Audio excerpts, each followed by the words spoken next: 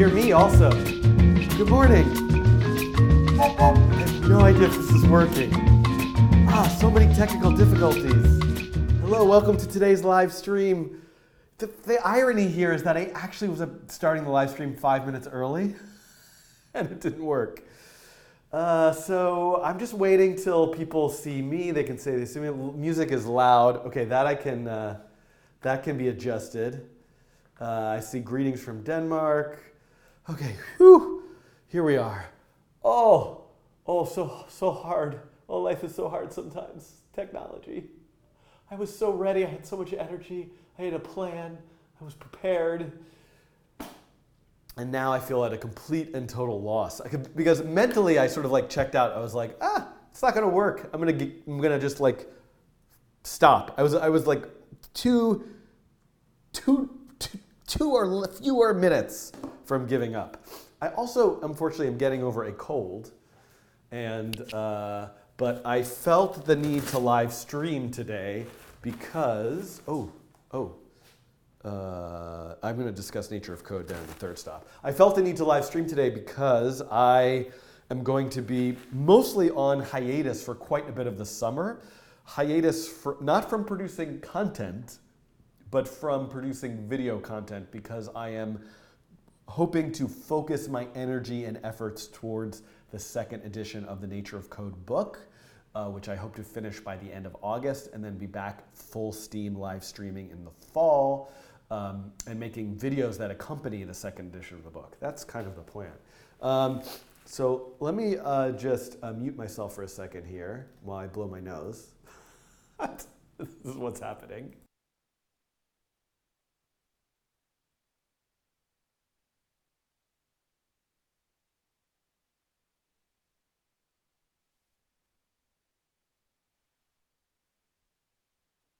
I'm sure today's sponsor, Brilliant.org, is thrilled to be sponsoring a YouTuber who is muting their microphone and blowing their nose. But I do want to thank Brilliant.org. I'm excited about looking at Brilliant.org a bit today because I want to talk to you about the Nature of Code book. And I looked this morning at Brilliant.org's daily challenge. Take a look at it now. Sign up for free at brilliant.org/codingtrain. The daily challenge from today relates to examples from chapter 2 of the Nature of Code. So I'm going to look at that challenge and solve it with you at the third stop of today's train. All right, but let me go straight. I have not moved to my new studio, asks 4J. Let me move first to the first stop. So this is my schedule for today. I am now, unfortunately, behind by 30 minutes. I have 2.5 hours. I had 2.5 hours. Now I only have 2 hours. I probably should skip this first one, but I'm putting the things that I always skip first and putting the things that I don't usually skip last. So we'll see how this goes. So hopefully this is going to be a quick one. I'm going to just move full steam ahead because I lost all that time. So I will skip the usual pleasantries. And I'm going to go to github.com/codingtrain/website.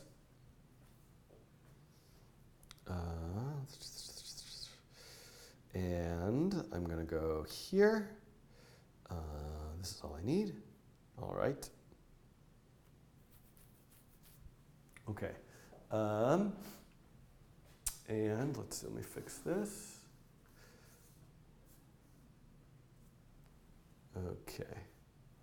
All right. So the first thing that I want to do today is actually walk through the steps to make a community contribution to thecodingtrain.com, especially if I won't be live streaming for a while. We can interact with each other by sharing more projects based on the existing coding challenges. So let me also move this down a tiny bit. There's like some stuff going on here. What's over here? There's something like that I feel like is showing up. Oh, it's this. Okay. Let me move this more to the side. There we go. Okay. All right, so I'm just going to get started here with this.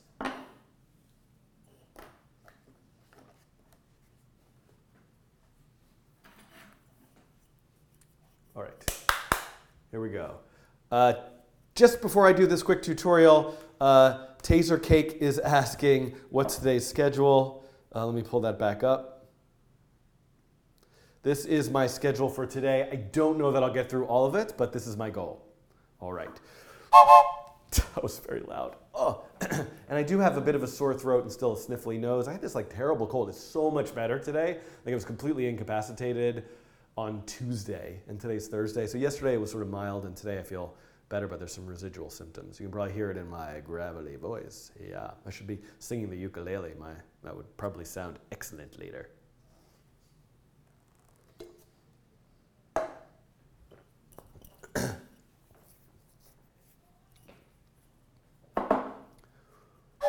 Hello and welcome to a quick tutorial on how to submit a community contribution, something you made based on one of my coding challenges, to the codingtrain.com website.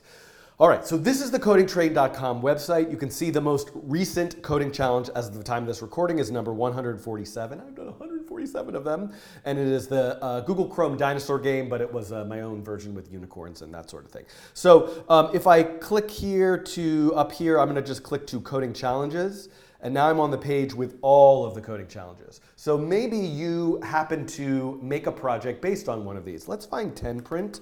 So I think this particular coding challenge has the most community contributions. It broke the record, which whatever the record is. But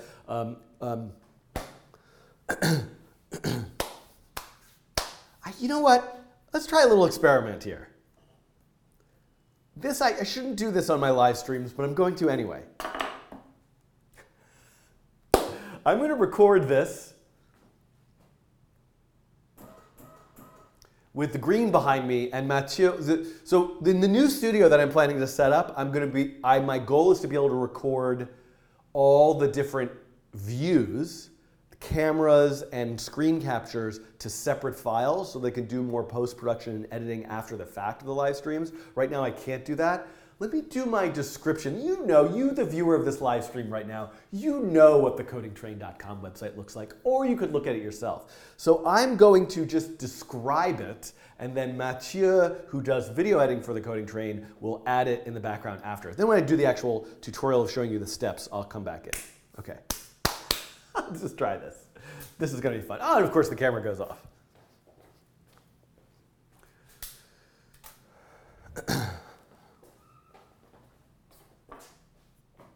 Yes, and now you're all seeing my nice green-covered laptop. Oh, this was the problem. This is the problem. It's folded in a weird way. High-tech solution here, everybody. Hello, and welcome to a... Oh, boy. This is a bad idea, I could tell. Hello and welcome to a quick tutorial on how to submit your own community contribution, something you made based on one of my coding challenges, to thecodingtrain.com. So at thecodingtrain.com's homepage, you can find the latest coding challenge. You'll find a page there for that challenge that has the video itself, links to the source code with P5.js, with processing, with the P5.js web editor, just the raw source code on GitHub, all of those things, as well as any links to other supplemental material I referred to in the video itself. Then you'll find this section, my favorite section, called Community Contributions. And if you've made a project based on that coding challenge, you can submit your project to this page. And what I want to do is show you how to do that in the context of this tutorial. So there's two possibilities. One is that the page won't have any contributions on it so far. That's pretty rare, and you have to be the first one to add it. Or if community contributions already exist, then you just have to add yours to the existing list. So let's pick a challenge. I'm going to pick the 10 print coding challenge because it happens to have the most community contributions, and I'm going to show you how to add your own contribution to that page. But the same technique should, of course, apply to any of the coding challenge pages. Editing. All right, so now let me go back to here. I don't know if that was worth it. Get a little extra work for Mathieu. Where am I here? Where's my mouse? Here it is. So let's go to 10 print. Okay. All right. Okay.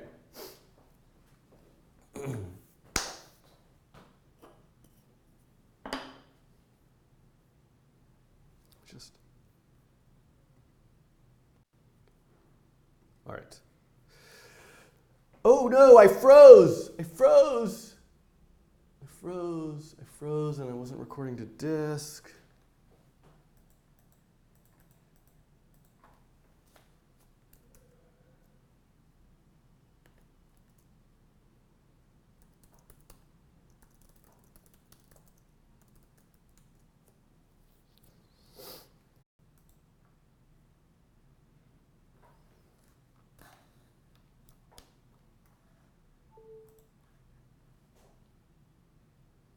Am I back? I believe I am back.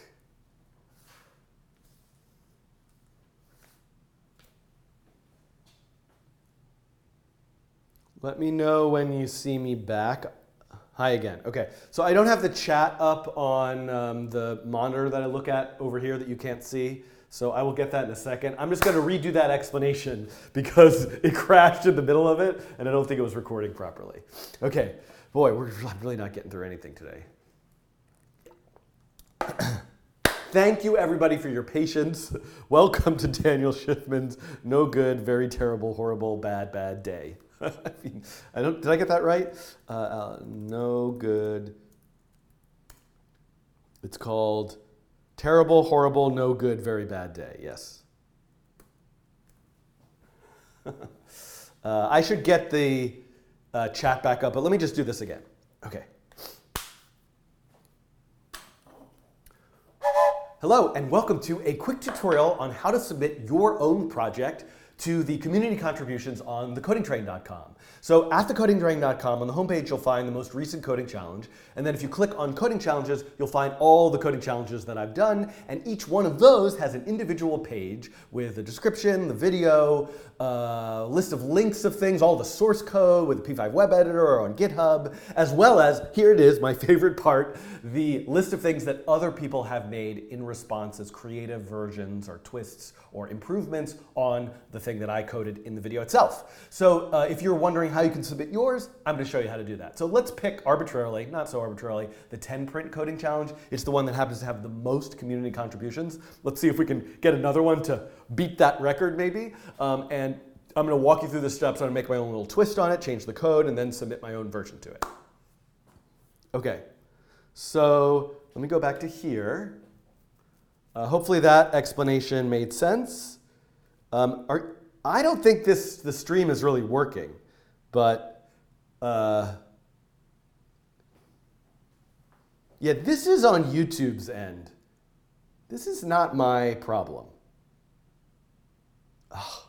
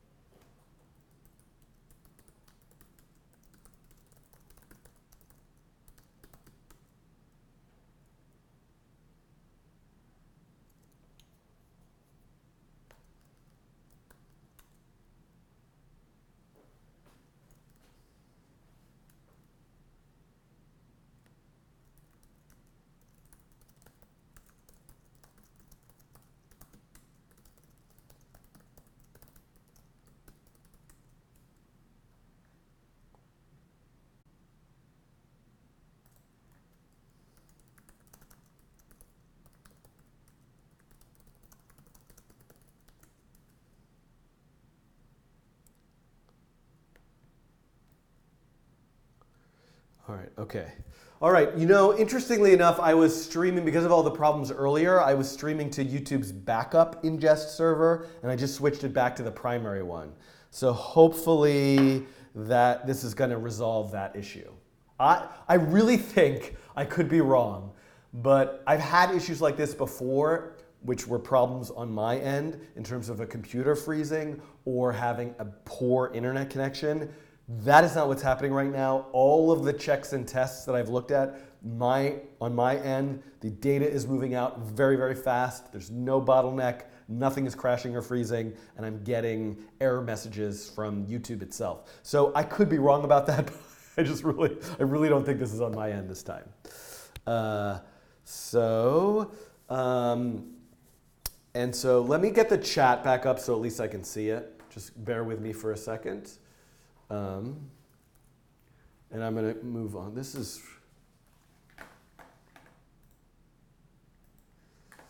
let me get the chat back up.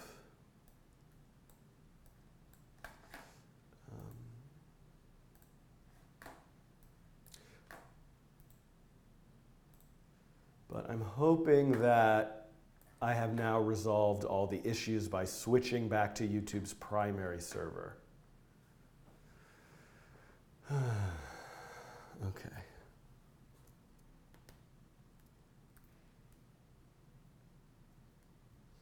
Okay. So, moving along.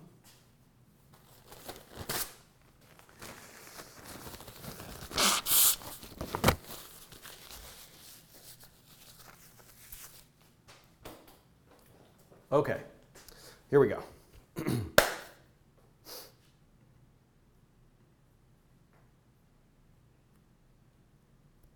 All right, here we go. First place, the place to start is on the coding challenge page for the coding challenge you want to submit to. And here, So here we are on the 10 print coding challenge page. You can see these are all of the community contributions. Each one has a link to it with the creator's name and the source code. Other links discussing the challenge, the description of the challenge. What I want to do first is go to View Code, and I'm going to click on Web Editor.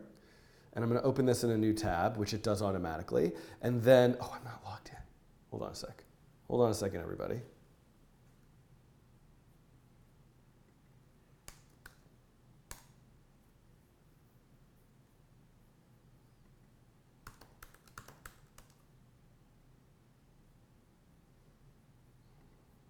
There we go. Logged in via Dashlane. Previously was a sponsor. Thanks, you Dashlane. Okay. All right, so hold on. Close this.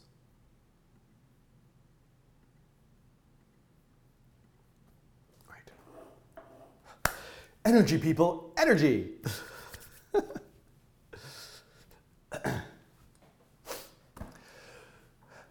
So here I am on the 10 print coding challenge page. I've got the description, I've got links described in the videos, and then here, look at all these community contributions. Awesome. So there's a link here to add your own version. I'm going to go to that with some instructions. You could just look at that, but I instead am going to try to walk you through the process. So the first thing I need to do is make my own version. Presumably you've already made yours, but I'm going to go to View Code, Web Editor, click on that, and now I'm here. This is the 10 print coding challenge. I will make my own version by changing these to ellipse, and I'm gonna make this spacing. I'm gonna call this, oh, I spelled ellipse wrong, ellipse. I'm gonna call this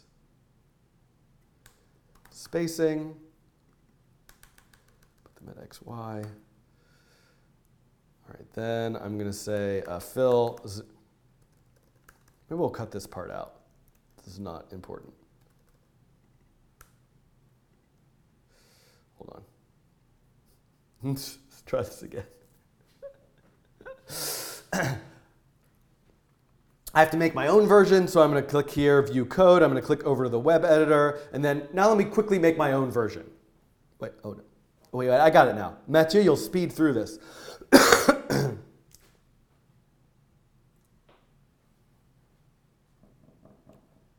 Okay. I'm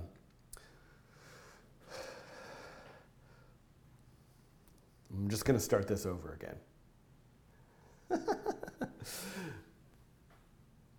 So here I am on the 10 print coding challenge page. I've got the video itself.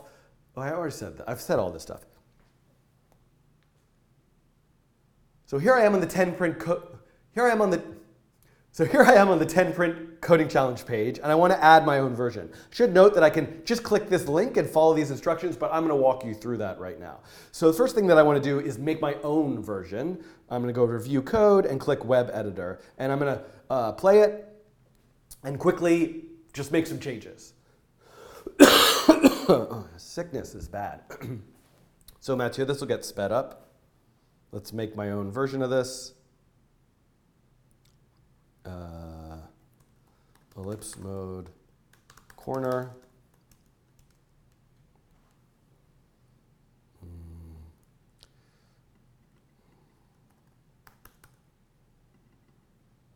Ellipse,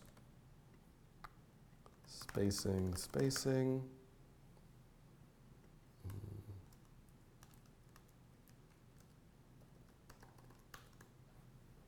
Oh, no stroke. Wait. Do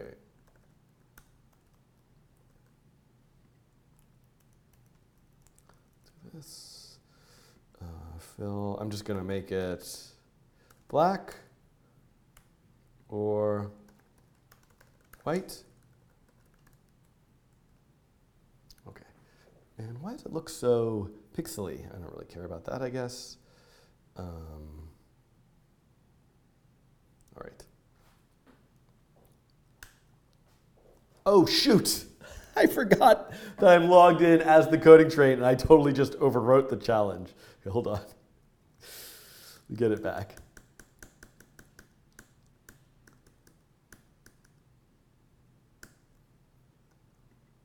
Okay, file, duplicate, 10 print variation.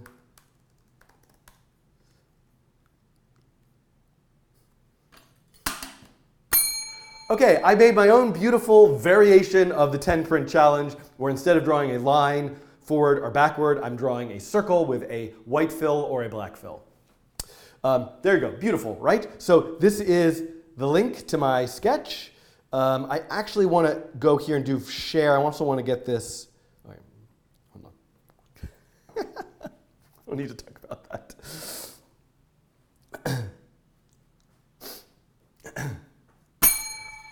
Oops. So there you go. This is my variation of the 10 print coding challenge where instead of drawing a line forward or backward, I have drawn a circle and I have filled it white or filled it black. So now that I've made this project, I'm going to save it. I've got the link to it. I'm going to go over here to the coding train and I'm going to click on add your own version. So I'm going to click on that. It's going to take me to this strange page. Oh, what's the deal with this page? Oh. New member. Hello, Justin Angst.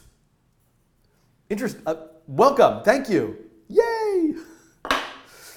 I should not be live streaming when I'm getting over a cold.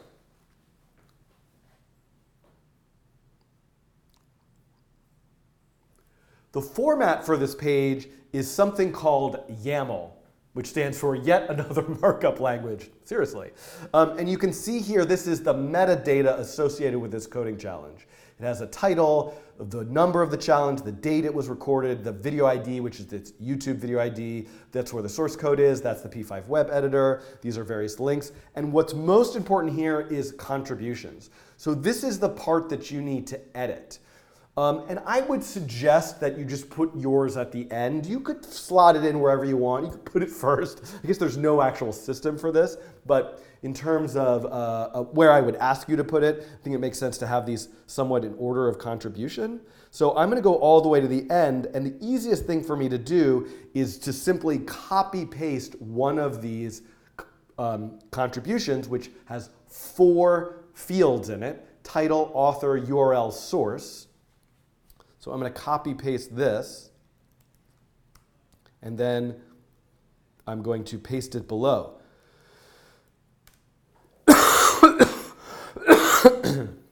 Sorry, everyone.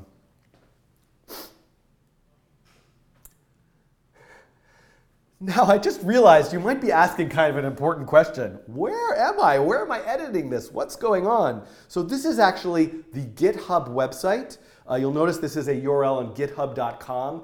GitHub is a website for hosting Git repositories. A Git repository is a collection of documents with a history of all the versions of those documents, mostly used for tracking the history of a source code related project. I would refer you to my videos on Git and GitHub. I have a whole series of about 10 to 15 videos that kind of like talk more about the Git software and the GitHub website itself. So if that's unfamiliar to you, you might go back and look at those. But you don't actually need to know anything you don't need to know all of those details to submit your contribution. You just need to be able to follow these steps. However, these steps will only work if you have a GitHub account. So if you don't already have a GitHub account, you will need to sign up and be logged in for this to work. So once you've done that, I'm going to go down here. I'm going to add mine. I'm going to change the title to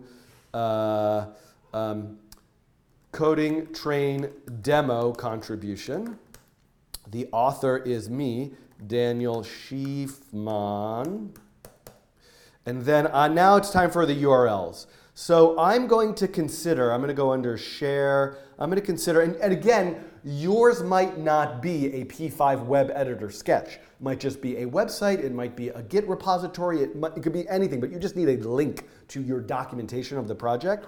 So I'm going to pick this full screen one, which is this. And I am going to, where was I? I'm going to paste that in here. Then I am going to go back here, and I'm just going to do the editor view, which is that. And I'm going to paste that in here. And then one thing I'm going to do is I'm going to automatically make a mistake, because it's very common that you'll mess something up. So for example, what if I forget the quotes here? And I'm going to make another mistake. I'm going to add like a couple of extra spaces here, and I'm going to have this have an extra space here. So I'm going to make those mistakes on purpose. And then I'm going to say here, adding my own my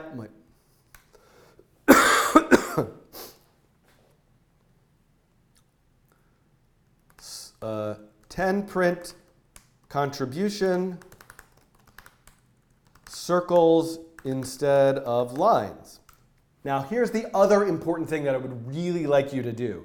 When reviewing these pull requests, it's really nice if there's a link to the project in this optional extended description. It makes it really easy to click and see what you made. And it lets me see them much more easily to like know what to share and like just be able to react to it. So I would ask that you add a link to here, link to demo here.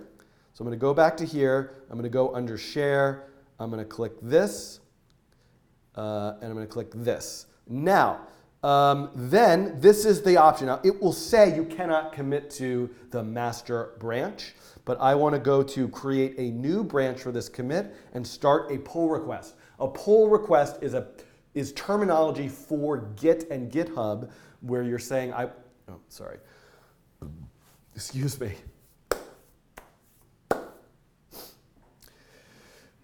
A pull request is a term that refers to asking me, or not me in particular, but the Coding Train website to pull your new changes in, to pull your submission in.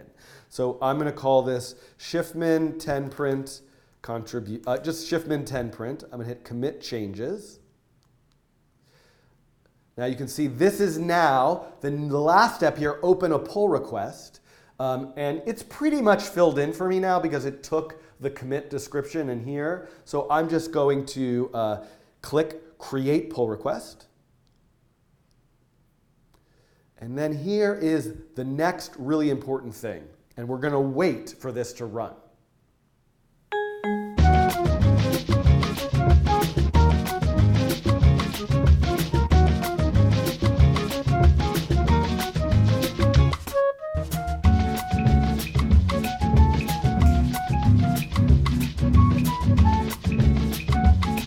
I should say what's running here. This is what's known as a unit test is running, and it's running via continuous integration on a service called Circle CI. So I actually have a whole set of video tutorials also on unit testing and continuous integration that you can check out. But what it's doing is it's checking the syntax of your contribution to make sure there are no formatting mistakes in it or no missing required data pieces.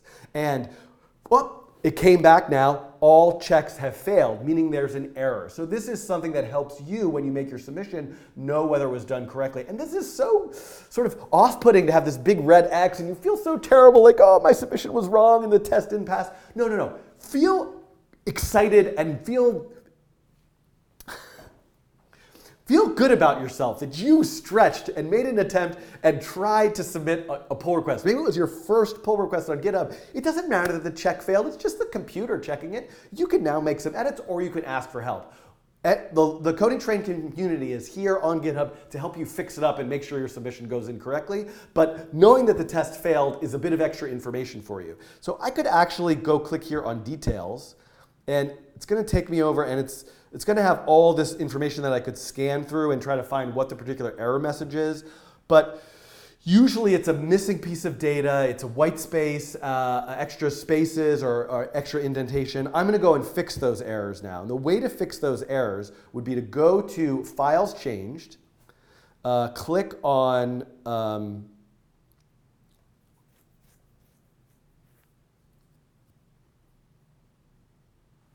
wait a second.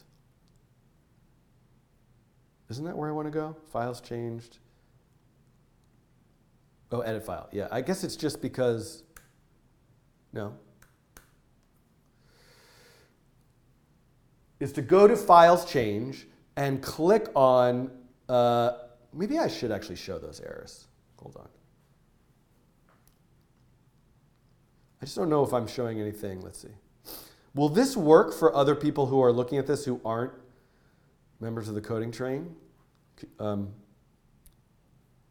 here.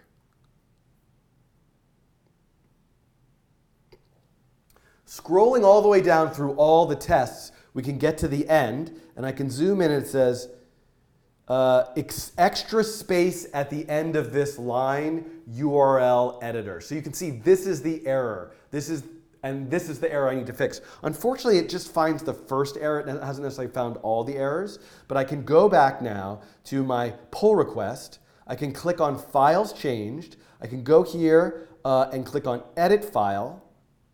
And I can go back, and I'm going to just fix all these things. So I'm going to get rid of this. I'm going to put the quotes around here. Where did I have those? Oh, I had the extra spaces here. I'm going to click on those, and I'm going to say commit directly to the Schiffman 10 print branch. That's going to add those changes to the pull request. I'm going to hit commit changes. And now, if I go back to conversation, we can see the unit tests are running again. And let's hope they work this time.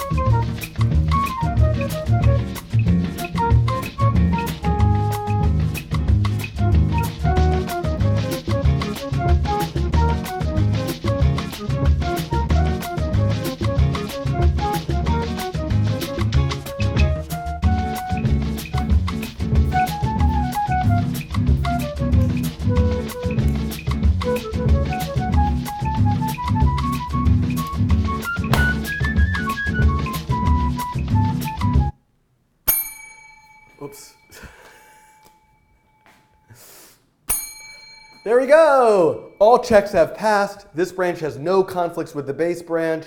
Merging can be performed automatically. Merging is the act of accepting that pull request and merging the changes with the current website source code. So you won't actually see this button, squash and merge. And by the way, if you're wondering what squash means, it means this pull request has two commits, two separate straight changes, and squash will squash both of those into one. So it just kind of cleans up the history of the project because we don't actually need to separate these two things out in the grand history of things, even though they are two separate changes for this request. So you won't see this because you most likely are not an administrator of the Coding Train website, and you will wait for somebody here to press that button. And once it's done, you will see, and I'm going to do that now. I'm going to do that now. There we go. Once that's done, all I do is go back to the codingtrain.com website and I hit refresh. It's going to take a little while. We'll edit this part out. It's going to take a little while because it has to rebuild the whole website.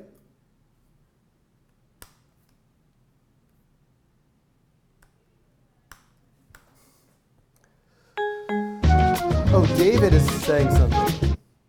David in the chat says, please mention how to do it with YouTube video IDs, because if the contribution is a YouTube video, the direct link won't work.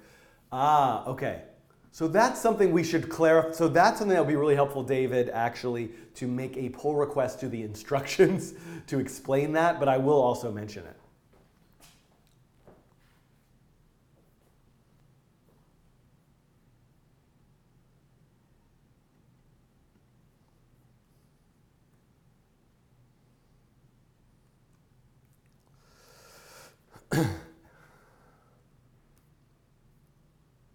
I'm just going to check. What I'm going to do is I'm going to check over here. To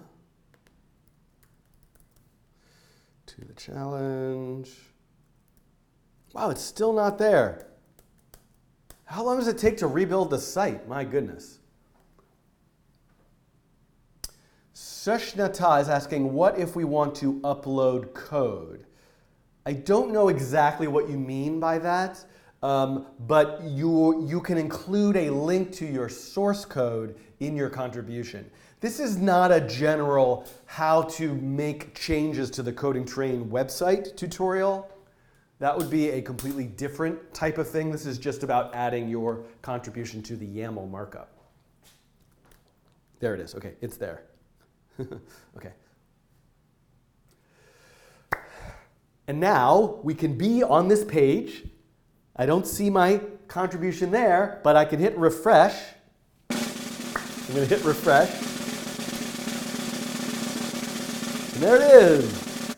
My Coding Train demo contribution by Daniel Schiefman is there. And if I click on this, it'll take me over to, there's my contribution. If I click on source code, it'll take me over to the source code page. So I should point out, I'm just showing you my contribution happened to be a P5 web editor sketch, but what you might want to link to could be a YouTube video, it could be just a full website, it could be a blog post, it could be anything you want. One quick gotcha is that for things that are YouTube videos, don't put the full URL to your YouTube video in the contribution. Just put the video ID. The system itself knows to make the YouTube video URL out of just the video ID. There's probably some other small details. In theory, those things are covered here under See How. If I click on See How, this is a guide to everything that I just showed you, and you can see the actual format of how to put in your contribution. And how to create a pull request. But this is also something you could edit and offer contributions to if there are things missing from this guide, or leave them in the comments of this video itself.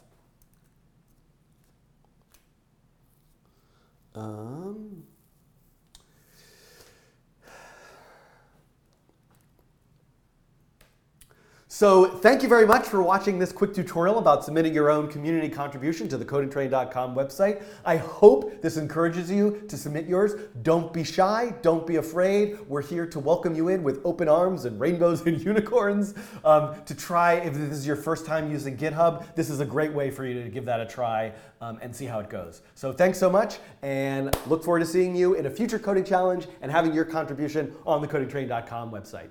Bye-bye. Okay. There we go, everyone.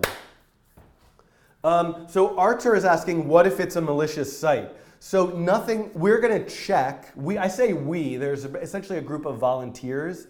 So the people who would be checking this are me, a group of volunteers. Grusel House has been on GitHub, has been mostly monitoring the community contributions and merging them. Me, I Am So Me has done a lot of work on the website. Austin, I'm sure I'm forgetting to name people. There's lots of people who have made community contributions. So if you want to participate in the maintenance of the Coding Train GitHub repositories, reach out to me. I'm open to having more people help with that. And I should also mention Sai, who is the new Coding Train community manager. Mostly their work is focusing on social media and Patreon and YouTube memberships, less the GitHub stuff because there's too much to do. But in terms of thinking about the code of conduct and how to manage the community, that's something that Sai is doing a lot of thinking of. And you could always reach out and contact Sai at Sai, that's CY, at thecodingtrain.com. Okay. Yeah, people are wondering why I put the green screen there. Sorry, this is a little, it's not really an experiment. It's usually what I do when I record offline if I'm not live streaming. But just to allow to have a little bit more graphics and stuff behind me that we can add later for the edited version of this. Okay.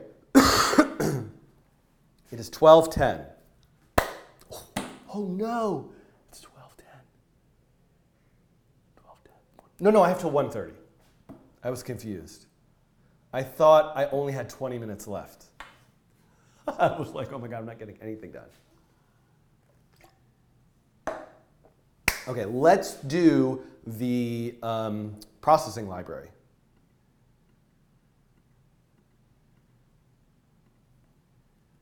So give me a second here. So this is done. All aboard, we are going to the second stop. I really need music and animations coming soon to Future Coding Train live streams. If you are an animator who likes making stuff like this, get in touch. I'm looking to probably hire somebody to create a lot of animations for the live stream that I can play for different segments, and also I'm taking a break and before it starts and when it ends, that kind of thing.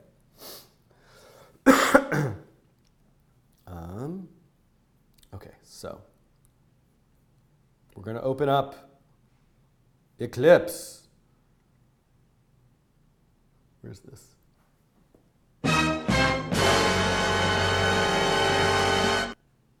Well, let me try to time that better.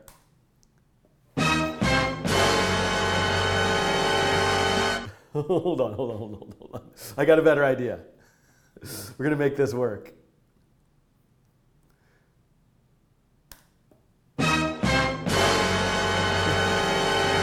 That didn't really work. It launched too quickly. Okay, good enough.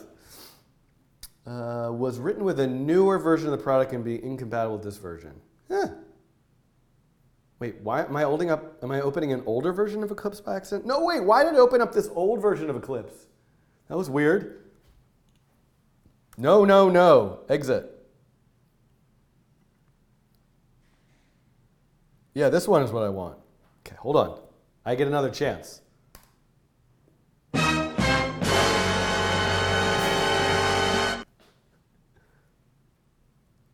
Older version. No, I want this version.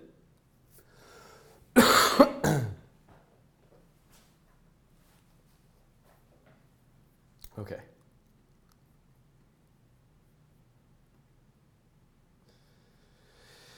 Did I ever figure out how to change the general view to make the fonts of all these things bigger?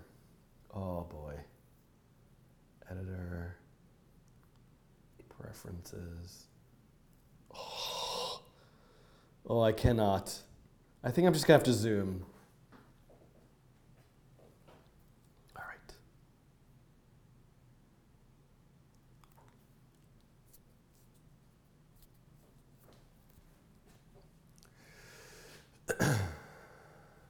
All right. So where I last left off. So unfortunately, if you didn't tune into the previous live stream, you will most likely be quite lost because I'm doing a lot of sort of obscure medieval stuff with building a Java library. But just to quickly recap, which is I got the library to build, but haven't actually implemented any of the source code yet. So,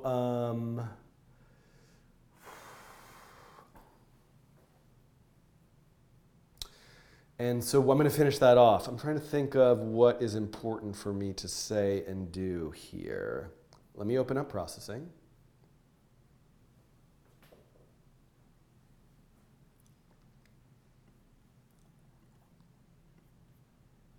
Let me make sure this is the right processing. Yes, it's there. Okay. Okay.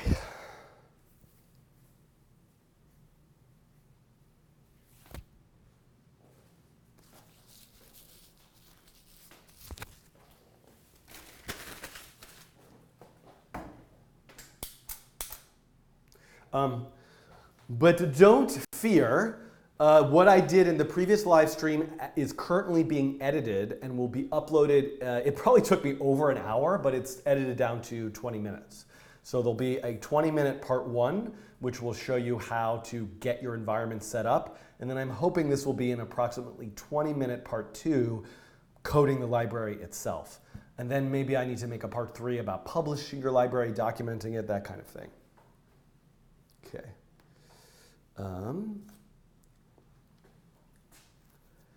Is it really just as simple as, oh, it's that simple? Whoa, whoa. Now I split my pane. Oh, ah. Oh, there we go. But can I be over here? No.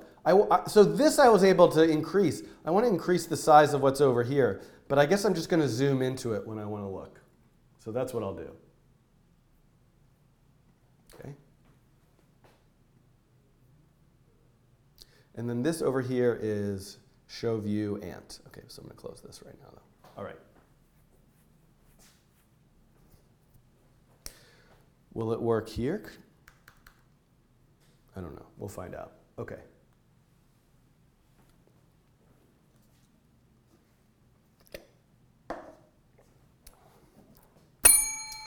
Hello and welcome back to part 2 of building your own processing library in Java. And look, I'm working with Eclipse. I love Eclipse. All of you will complain that I'm using Eclipse, and I don't care. I love Eclipse.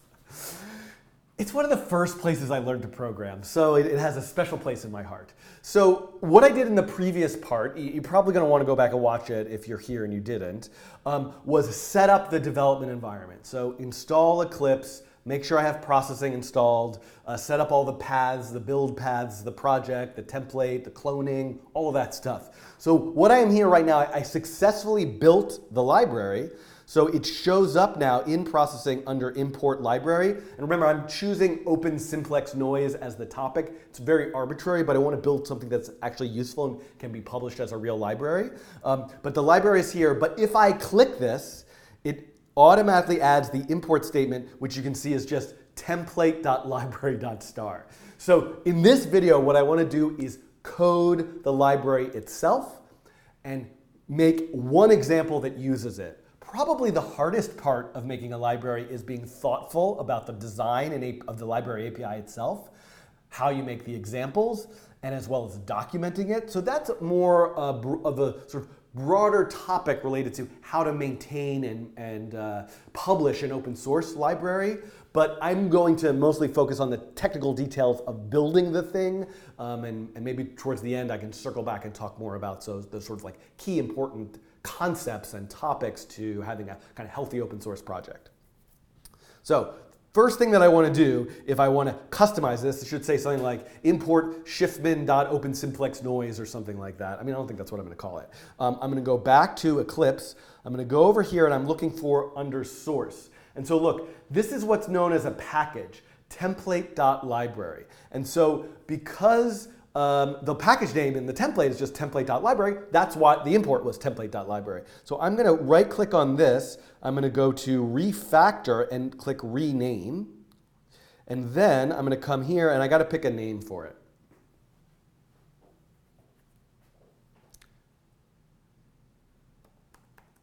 Let's call it noise open simplex. No.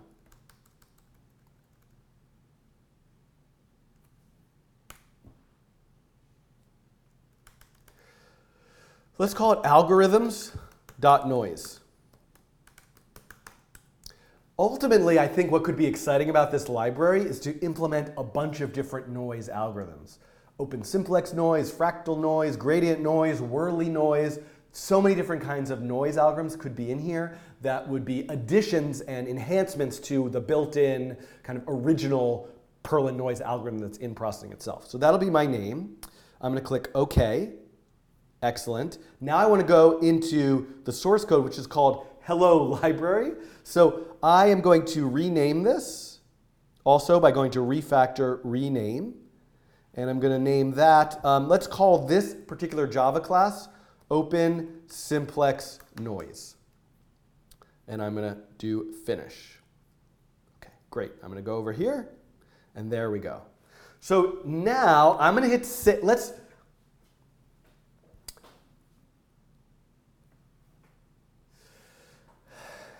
Now let's just try rebuilding it to see what happens. So I'm going to hit save. I'm going to go under Window, Show View, Ant. Whoops.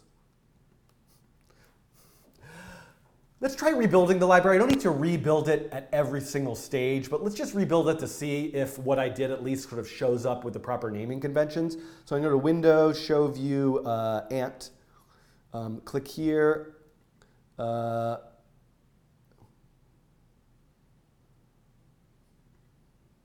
Click here and do ant build.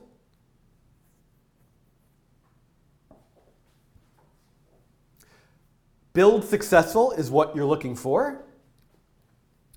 Go back to processing, sketch, import library, open simplex noise. There we go. So now you can see I got algorithms.noise.star. Why do I have an error message?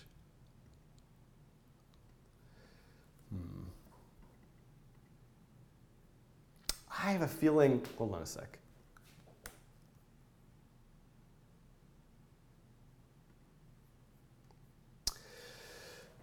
Interestingly, it's giving me an error message. Let's try restarting processing and see what happens. Oh, I should have saved it, but that's fine.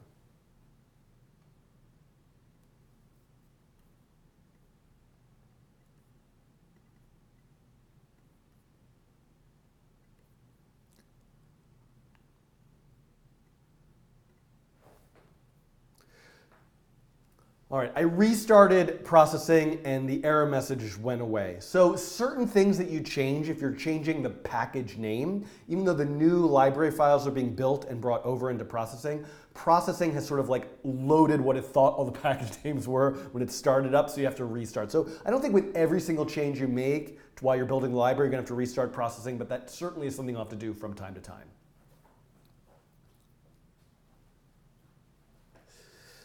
Okay.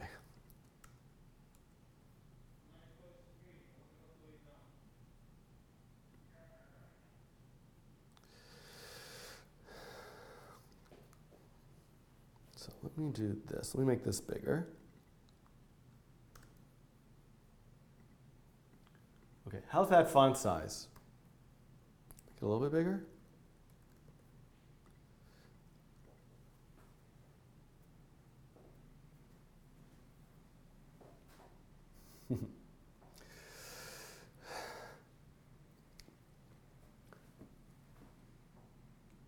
One of the things I like to do when designing an open source library is actually write the example first in the way that I imagine that it might be. So even though I haven't built any of the functionality of the library itself, what I want to do is I want to take like a simple processing Perlin noise example that uses just the built-in original Perlin noise from the 1980s algorithm, and then change that example to use open simplex noise. So if I go to examples,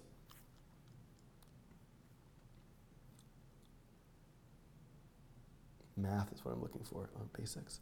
Under basics, under math, let's just take noise 1D and let's look at this example. This is assigning the x value of this particular circle to the, with Perlin noise, I should say. This is assigning the x value of this particular circle with noise, the noise algorithm. I'm so sad to be like, in my head, the angst of all of the discussions of which version of Perlin noise is not really Perlin noise, is it noise, is it Perlin noise, is it fractal noise, is like going on and on and on. So let me just take that again. This noise 1D example is mapping the x location of this circle it's drawing to the noise implementation in processing. So I'm gonna grab all this code, copy it, close this out, and paste it in here. And I'm going to imagine what I might do. So I might do something like open simplex noise, noise. And then I'm going to say noise is a new open simplex noise. So presumably the idea is that open simplex noise would be an object in algorithms.noise. And so presumably the idea is that open simplex noise would be an object inside of the package algorithms.noise. Maybe I want to name that just open simplex, because by definition it's noise. Who knows? But I want to create a new instance of it. Maybe optionally there could be like a seed that goes in here, because I could be randomly seeding the noise. And then what I would do is say, and so let me call it something different to be less confusion. Let me call it OS noise for open simplex noise. And then probably what I would want to do is say OS noise dot maybe value, pass it this X offset, and actually that's it. Because really this is such a even though the open simplex noise algorithm is quite complex, I just want one function that gives me the noise value back. And I'll call that value, or I could have called it noise. I don't know what to call it. Excuse me.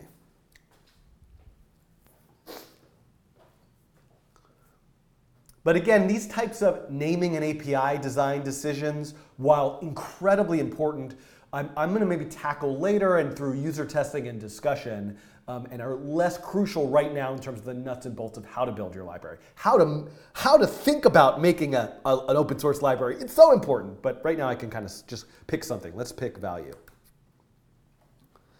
I'm going to go back to the library. I'm going to, oh boy.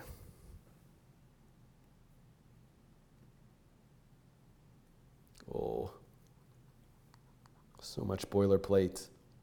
I don't like boilerplate. My throat hurts. My nose is sniffling.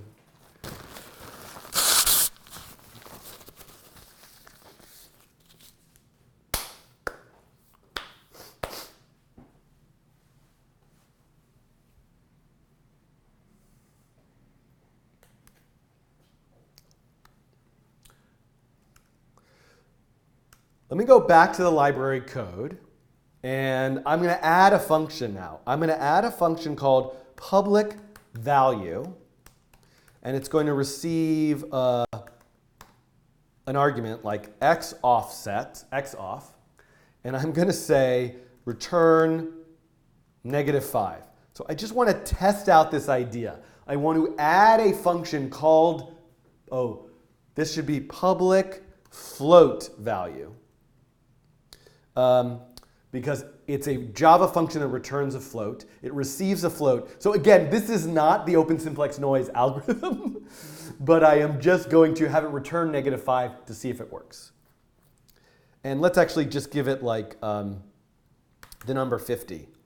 Well, actually, noise should return a value between 0 and 1, or in this case, maybe between -1 and 1. So let's actually make it -0.5, and in Java, if I want it to be a float, I've actually got to add that F to indicate float.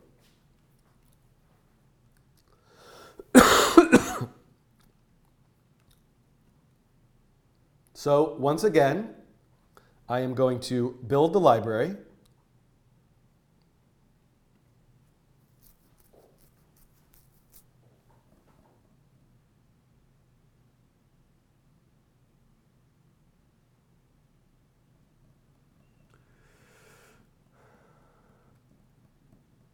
Did I freeze? No. I thought it was frozen. It was just me standing still.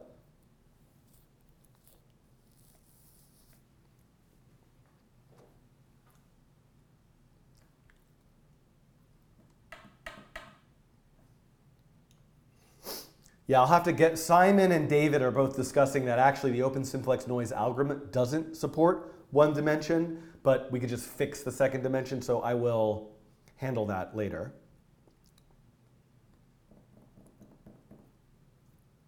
All right, so where was I? The library is rebuilt. Let's go back to the code. Now, it's still giving me this error message because I think I probably have to restart processing again. But let's just see if it works.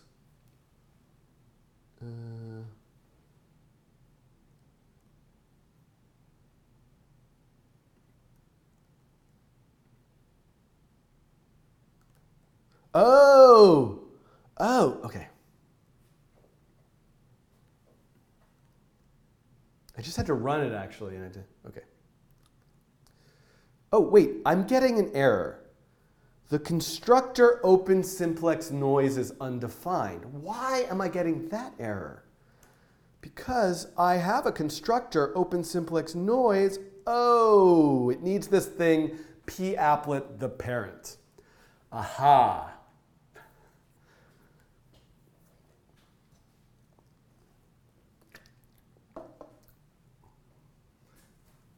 What this is and how this works, p-applet the parent, is probably something I should tackle or address in maybe a third part or a fourth part to this series, because I don't think that I need it for this particular open simplex noise library. But what that is, it's actually a reference to the sketch the user of the library is writing themselves.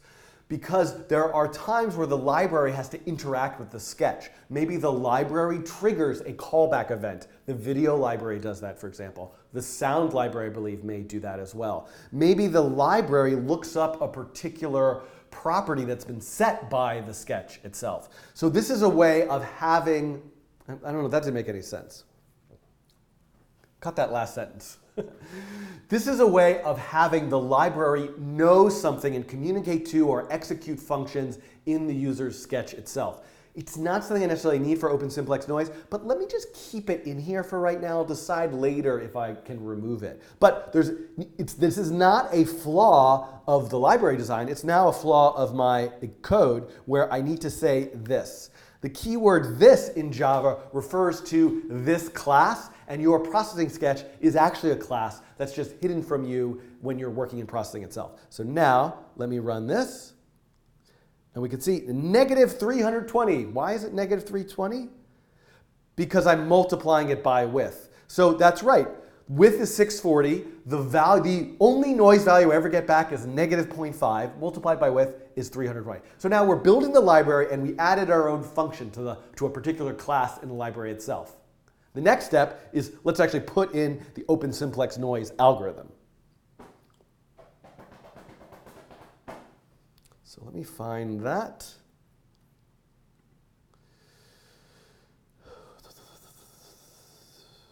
Where was that originally? Okay, so let me go back to open simplex.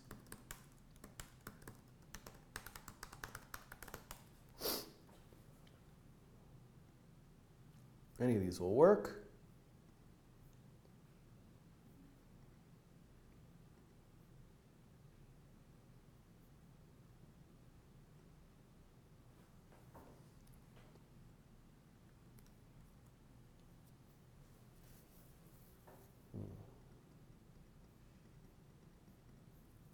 Look at this, interesting. Oh, it's eval is the function used here.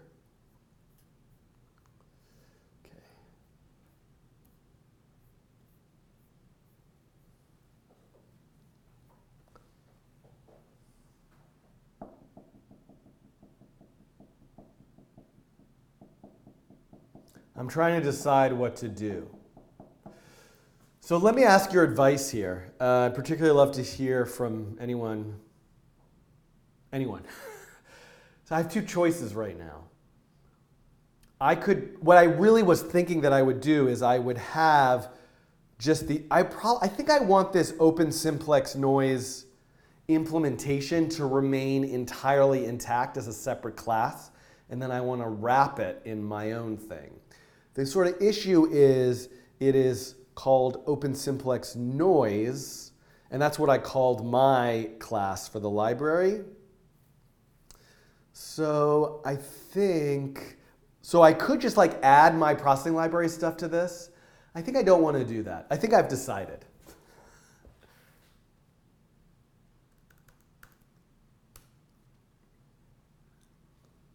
All right, I think I've decided this. Oh, extend it. Oh, right, of course, I could extend it. That makes a lot of sense. Why didn't I think of that? But what should I call mine then? it would make sense. I could just call it open simplex. What if I just called it simplex noise? But that's different than open simplex noise. That's the patented Ken Perlin noise.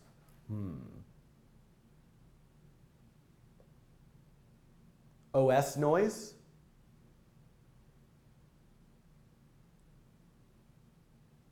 I could do new noise generator, a string open simplex. So Simon is suggesting P open simplex noise, which would make a lot of sense, but the keyword, the letter P is reserved for core libraries. So third-party libraries shouldn't use that. I don't like using shorthands like OSN. You know what though? Here's what I'm gonna do. I got it.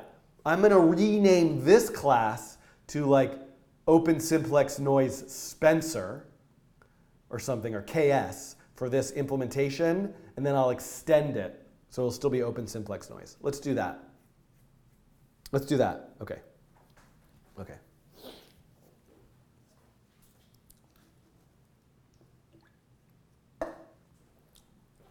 Let's do that. Okay. Coding train noise. Yeah. Okay. Here is the raw source code for Kurt Spencer's 2014 implementation of open simplex noise in Java. Now there's a little bit of an unfortunate thing, which this class is also named open simplex noise. Again, here I am back to this naming thing. Everything is quite difficult. But let me first just bring this into Eclipse. So there's a variety of ways I could do that, but I'm just going to copy paste it. So I'm going to create a new class, and I'm going to call it open simplex noise KS, the KS for Kurt Spencer's. I want to keep that implementation entirely intact. So I'm going to hit finish. I am going to paste it in, and then I am going to hit save. And then I need to change this to KS. I need to add package declaration. And then I need to find other things like this should be KS. This should be KS. Whoops. This should be KS. This should be KS. This should be KS. There we go. So now in my open simplex noise, whoa, what just happened? Oh yeah. Do we have any errors? No. Open. Yeah. Oh, welcome new member. Marcos Jimenez. You will be the proud recipient of some coding train and processing and other stickers sometime in the next year. Hopefully very soon. Thank you to Sai, the Coding Train community manager, who's whipping me into shape and getting me together with sending out these rewards here. Okay.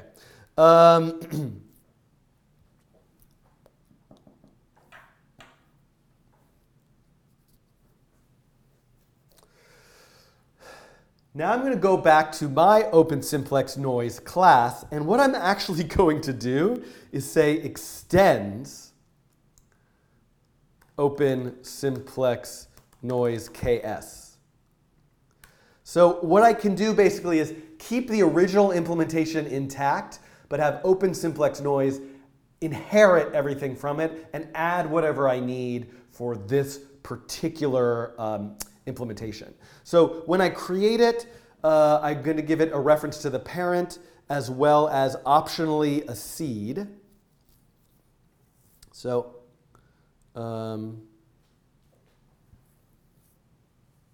hold on, what do I need?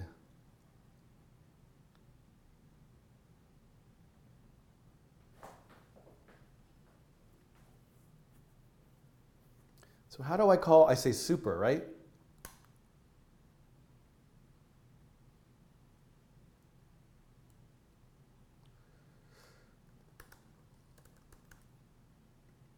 Is that not right? Oh, it must be first, okay.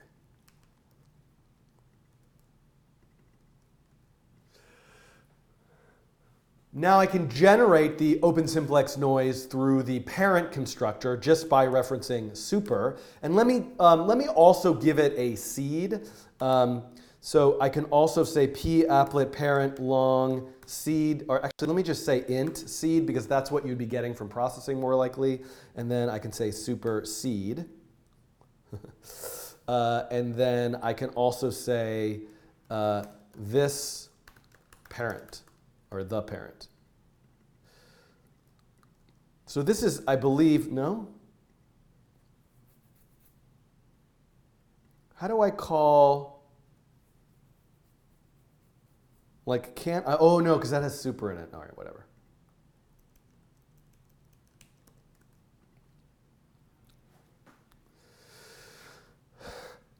So this is a way of overloading the constructor in Java. I have two ways of calling the instructor. Oh, whoops. I shouldn't have gotten rid of that.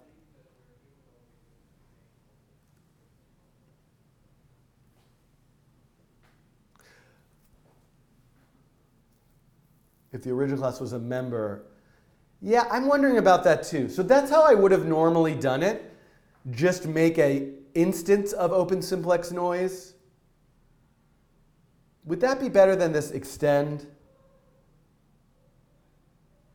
That's what I wanted to do, but I thought that was like bad, and so I was doing the extend thing. Should I actually make it an instance?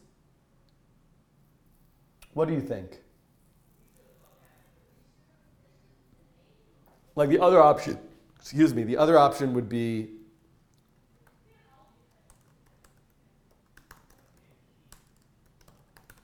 and we'll call it like generator. This is what I was more inclined to do. Can I do it this way? Who's a Java programmer out there? This is the way I like doing it. I'm really wrapping it, not extending it. Nobody has an opinion.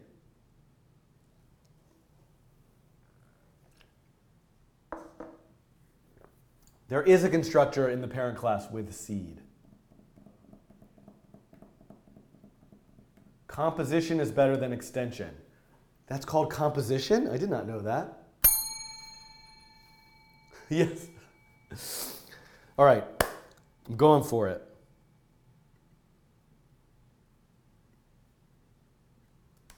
So I'm backing up.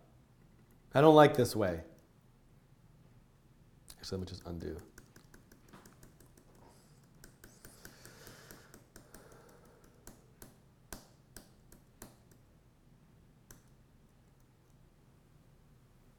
Oh, Marvin likes extends.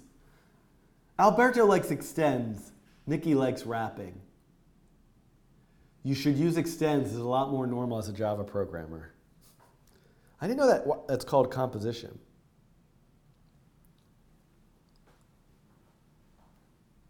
I think it might be clearer though.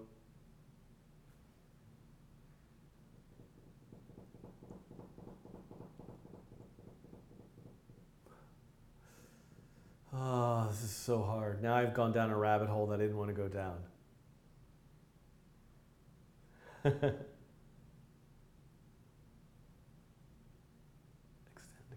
All right, let's I'm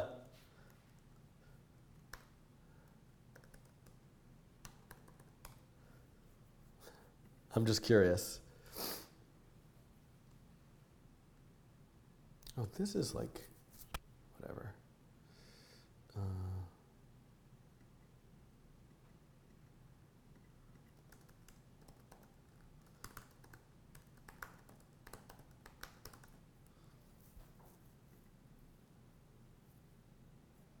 Boy, this is some site full of ads. Here, should be able to go to this.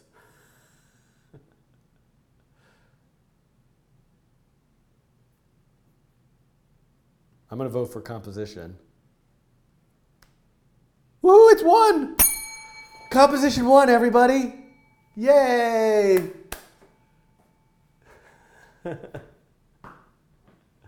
Bye, Ghostly Coding. Thanks for tuning in. All right, while we're thinking about this, I'm going to take a short break because it's 12:45, and I'm going to come back to finish building this library because I want to talk to you about the nature of code book. And today's sponsor, Brilliant.org. So let's go to Brilliant.org first. And I want to talk to you about what Brilliant is. Ooh, look at this. Look at this live go. Wow, this is so exciting. Oh, no. Come on, composition. Look at this. It's so even that leads me to believe that my vote could count a little bit extra. Oh, boy. All right, we're going to let that keep going. How are there that many people voting? 44, that's pretty good. Okay. Oh, look at this. Inheritance is really winning out here. That means I should definitely do composition because I like to do the less conventional solution. Okay. But wait, I'm talking to you about Brilliant.org. So thank you so much to the Coding Trains live stream sponsor, Brilliant.org. As I mentioned in last live stream, the new thing that I love about Brilliant is there's an app, actually. And I looked at today's daily challenge on the app on the subway on my way to work this morning, and I was like, oh, yes! This is an example that's perfect with my Nature of Code book, which is exactly what I want to talk about in the live stream. So first of all, Brilliant is a website which has interactive puzzles and lessons in a lot of topics: computer science, physics, math, geometry, all sorts of stuff related to a lot of the things that I try to code on this channel. So I encourage you to check it out. You can sign up for free at brilliant.org/codingtrain, especially with all my technical difficulties today. Who knows how many people are watching this live stream. If you haven't signed up for it before, it would really be like a favor to me if you just went and signed up. And then you'll want to consider and think about whether you want a premium subscription or not. And if you do, the first 200 people who sign up through that link will get 20% off of the premium subscription, which unlocks all of the courses and the archive of the daily challenges and that sort of thing. So what I like to do as part of the sponsor segment is just pick the actual today's daily challenge. Sometimes I use the one from like the day before, but this one is good for today, and see if we can solve it together. So let me click on it, and let's take a look. And I'm going to do my dramatic reading of the Brilliant.org daily challenge. Shooting from the moon. If you fire a bullet, and let's maybe think about it that it's not a bullet, it's like a water bubble, whatever, into the air, it isn't going to hit the moon. So why? If I throw this marker up in the air, it's coming back down. Why is it coming back down? The force of gravity is stronger than the energy and velocity at which I've thrown this up, because gravity is pulling it down. There's also air resistance slowing it down. So that air resistance is really the main issue. It causes a substantial braking effect. So what if you stood on the moon and did this? Could it leave? Could I take a marker standing on the moon, throw it up in the air, and have it leave? So there's this particular way you can calculate how fast it needs to be going, the magnitude of its velocity needs to be for it to escape. So, and what's interesting about the moon is there's no atmosphere, so there's no air resistance, which makes a big difference. So the bullet will gradually lose speed as it travels upwards due to the downward force of gravity, but there's no air resistance. So as it gets further from the moon, right, gravity, the force, the strength of gravitational attraction is inversely proportional to the distance. That force gets weaker and weaker. So if it could just get far enough, that force is going to get weak enough and it can escape the moon's strength of gravity. It can escape and eventually get to the Earth. So there's a way to calculate this related to the moon's gravitational field is equal to the universal gravitational constant times the mass of the moon times the mass of my marker divided by the distance. So that we know, but something that I don't talk about too much in the Nature of Code book is the kinetic energy, the energy. And this is a way to figure out escape velocity. So the kinetic energy of this marker thrown up is equal to 1/2 the mass of the marker times velocity squared. So let me use the whiteboard over here. I'm going to show you how this relates to one of my Nature of Code examples in a second. So 1/2 mv squared. This is the kinetic energy, okay? coming back over here, if the kinetic energy is greater than the energy, so this energy, the moon's gravitational field, is equal to the universal gravitational constant times the mass of the moon, I'll make that big M, the mass of the marker I'm throwing up, little m, divided by r. What did I miss there from the formula? Nothing. Okay, great. So the way that you determine if something will completely escape the moon's gravity is by knowing, this is, we're just going to call this E, if the kinetic energy is greater than the energy. Kinetic energy, so all of these things are constants. Well, the thing we're trying to solve for is V. So I could solve for that, like, well, let's do that. Velocity squared equals G times m divided times the mass of the marker divided by r. And then we're also going to divide by m, divide by 1/2, which is multiplied by 2. Look at this. That mass cancels out, so which equals 2 times the universal gravitational constant times the mass of the moon divided by r. The square root of that would be the velocity. Sorry, I know my notation here is very poor. But this would be, so this is the actual escape velocity for the moon. So I kind of went through, I think, what's explained here. Hopefully I did it correctly. Let's look at the question. You have traveled to the moon and brought with you a high velocity marker launcher, which can fire a variety of small beams, blah, blah, blah, blah, blah, blah.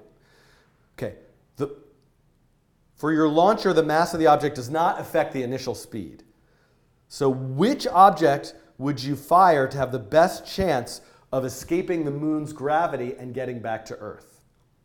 A bowling ball or a ping pong ball, or it makes no difference? All right, I'm going to let you think about this for a second. Is there a typo somewhere? Taser Cake is making the suggestion to put the train schedule in the description. 100% I need to do that. I totally agree. I will really try to do that. And I like that clip he's saying Tic Tac Toe, since I don't know how I'm ever going to get to that. But we'll see. Okay. Have you thought about this? It should be very clear to you. It makes no difference, right? Because the gravitational force is proportional to the mass of the object, and the kinetic energy is also proportional to the mass of the object. If we just need to get the kinetic energy greater than the gravitational force, if the mass is bigger, then the force is bigger, then the energy is bigger, the force is bigger, it cancels itself out. That's why it's divided out when I'm calculating for that, what that escape velocity needs to be. This wouldn't be true on the Earth because air resistance is not proportional to the mass. So there's going to be a greater the acceleration is going to affect something of less mass more greatly, because acceleration is equal to force. Force equals mass times acceleration, so acceleration is force divided by mass. So this is where I want to demonstrate this to you. I actually have an example. So it should be it makes no difference. And I'm going to hit submit. And I got it correct. I always only have a one-day streak. I could really do these on the days that I'm not live streaming. But I'm going to leave a challenge for you. Here's my challenge for you. Let me go to nature. Oh, where am I going to find this? Spring 19. GitHub.com/natureofcode. I'm going to go to my syllabus from this semester, go to the wiki, and go to web editor example links. And then I'm looking under forces. I'm going to go to this fluid resistance one, which is fluid and air resistance is really the same thing. It really should be called drag. So fluid resistance is an example of a drag force, which could be a gas or a fluid. And if I run this example, you're going to see exactly a demonstration of this. So this is falling instead of shooting upwards. But at the top here, all of those objects of varying mass are falling through no atmosphere. Then suddenly they reach an atmosphere. So the acceleration is equal with all of them unless they're in an atmosphere or a fluid. So you could actually revise this example to make a demonstration of that escape velocity. So what I would love for somebody to do is to, if you sign up for brilliant.org at brilliant.org/codingtrain, go and make a P5 sketch that demonstrates this with errors with drag force and without drag force, maybe based on my nature of code example, and post it here. And later this afternoon, I'm going to check it out and see if anybody posted anything so I can look at it, maybe share it in a future live stream. So once again, thank you so much to Brilliant.org for the sponsorship of the Coding Train live streams. It's really helping me grow what I'm doing as a channel and with community. And I hope you will consider signing up and being inspired to make some coding challenges from the Brilliant.org materials as well. Okay, now, just to give you a little bit of extra time, I'm going to take a short break.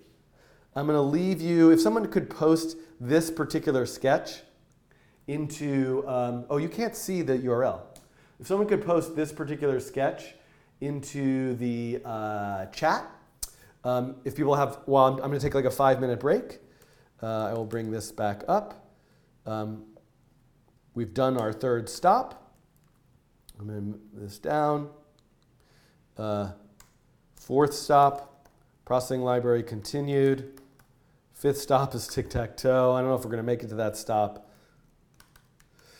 And I'm going to say back in 5 minutes.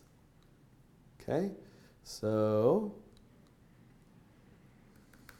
and I'm going to disappear, and I'm going to mute myself, and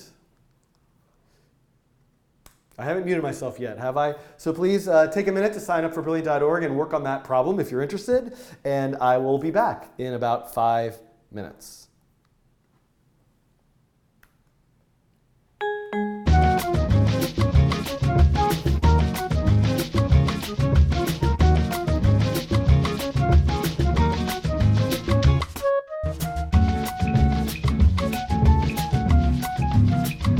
Oh, people are asking to see the poll.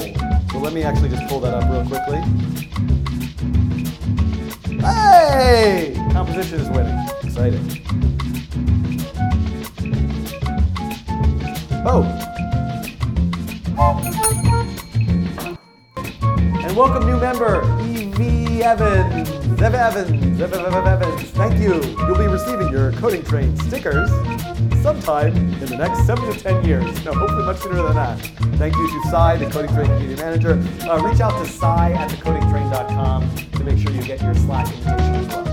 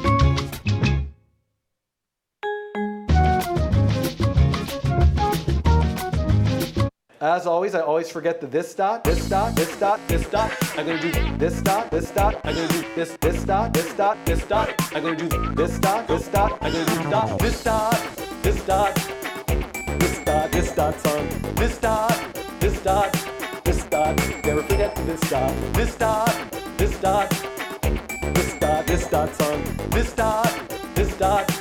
This dot, never forget this dot. This dot, this dot, this dot. I'm gonna do this dot, this dot. I'm gonna do this dot, this dot, this dot. I'm gonna do this dot, this dot. I'm gonna do dot, this dot, this dot, this dot. I'm gonna do this dot, this dot. I'm gonna do this dot, this dot, this dot. I'm gonna do this dot, this dot. I'm gonna do this dot, this dot, this dot, this dot song. This dot, this dot, this dot. Never forget this dot. This dot, this dot, this dot. Never forget this dot. I'm gonna do the this dot, this dot, this dot, this dot, the this dot song. Never forget the this dot. As always, I always forget the this dot, this dot, this dot, this dot. I'm gonna do this dot. I'm gonna do this dot, this dot, this dot. I'm gonna do this dot, this dot. I'm gonna do dot, this dot, this dot, this dot, this dot song. This dot, this dot, this dot. Never forget this dot. This dot. This dot, mic's back on now. This dot song. This dot, this dot, this dot. Never forget this dot. This dot, this dot, this dot. I'm gonna do this dot, this dot. I'm gonna do this dot, this dot, this dot. I'm gonna do this dot, this dot. I'm gonna do dot, this dot, this dot, this dot. I'm gonna do this dot, this dot. I'm gonna do this dot, this dot, this dot. I'm gonna do this dot, this dot. I'm gonna do this dot, this dot, this dot, this dot song. This dot, this dot. This dot, never forget this dot. This dot, this dot, this dot, never forget this dot. I'm gonna do this dot, this dot, this dot, this dot, the this dot song, never forget the this dot. And we're back. Somebody composed that song for me. Thank you everyone for allowing me that little moment of pure unadulterated happiness. Ooh, it got hot in here. What am I doing now? Okay, I've really thought about this. And thank you to CJ. Shout out to Coding Garden with CJ. If you're looking for more live streaming on YouTube with coding, highly recommend you check out CJ's Coding Garden channel. Really out of breath. But CJ made a really good point, which is that actually there is a thought process for why, there is a reason that I could consider for why I might choose composition over inheritance or vice versa.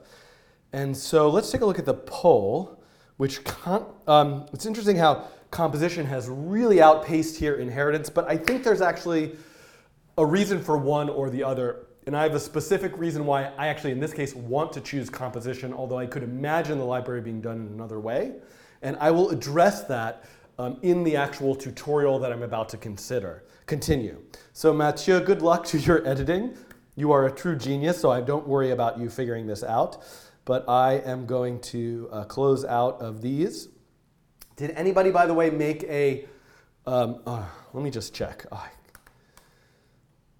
Did anybody post anything to this challenge? If you did, let me know in the chat. If somebody could pick up a link to it or something and post it in the Slack channel, that would be great. Okay, but I'm going to close this out now. Close this, leave this open. This we don't need. And I need to go back to here. Let me get Eclipse back up and processing back up. Okay.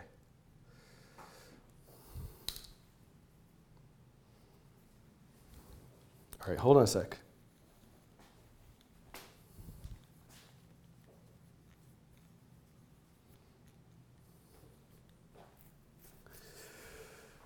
Okay.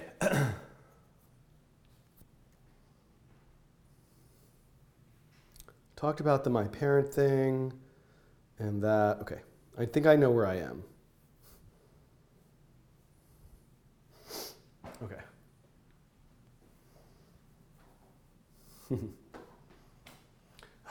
All right. Not a lot of time left, people. A certain Now 11-year-old has to be picked up from camp.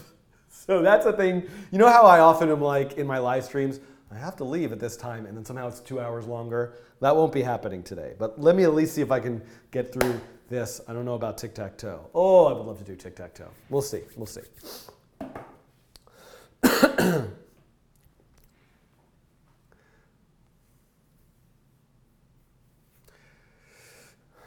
right, here we go. I'm going to go from here. Now that I have the original open simplex noise algorithm implemented as a separate class in my library, I have a decision to make. So one thing that I could do with my open simplex noise class, which is what I ultimately want the user to make use of, is I could extend open simplex noise KS. And in fact, I could make this private. Oh, no, I'm not going to make it. Oh, hold on. There's also the public versus private thing. Right, well, just give me one more shot at this. Now that I have the open simplex noise original implementation from Kurt Spencer as a separate class here in my library, I have a decision to make. Ultimately, what I want is for that functionality to appear in my open simplex noise class. And so I could extend the open simplex noise KS class, that would be known as inheritance, or I could really just wrap it by making an object in here, like open simplex noise KS generator, that is an instance of Kurt Spencer's open simplex noise implementation. And this is referred to as composition, maybe sort of like wrapping another class as an instance inside of a class. So the reason why I want to do this is I'm not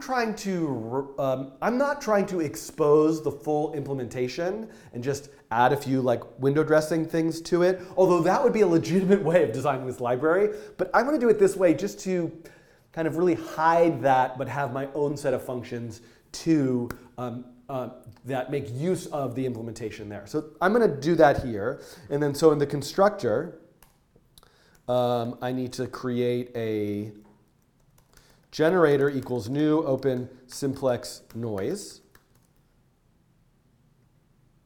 Why do I get an error?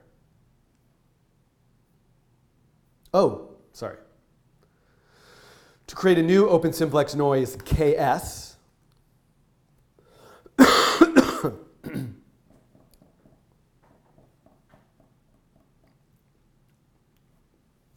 Sorry, everyone.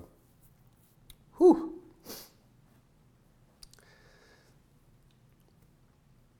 And then in this value function, and I don't need this say hello function, the welcome function is maybe nice to have. This set, I'm going to get rid of the set variable and get variables. Those are all just sort of like template functions. But what I want to do now is instead of returning some arbitrary number, I want to return the generator, and the function inside of the open simplex noise implementation is called eval. So maybe I'm actually going to call this noise. And the function's called eval, so I'm going to pass x offset to eval. The thing is, the open simplex noise implementation doesn't allow for one dimension, but for me to get one dimension, I could always just pass as the second argument a 0. So, and of course I could be more thoughtful about that, and this needs to probably, this needs to be a double. So I can cast it as a double. Will that fix it? All right, hold on. Whoops.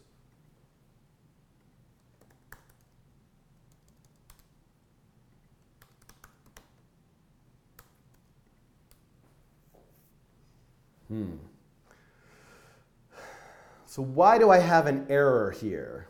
Let's look at what this error might be.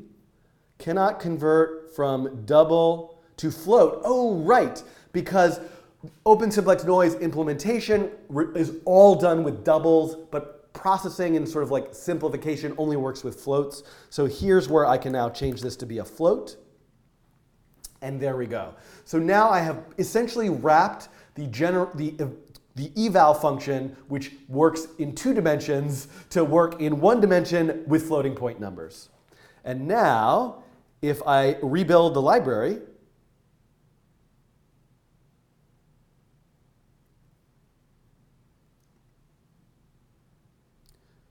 By the way, isn't there a way to rebuild the library without always going to there? Isn't there some ant build thing here? How come I don't have, like, can't I get the ant thing up here? Whatever.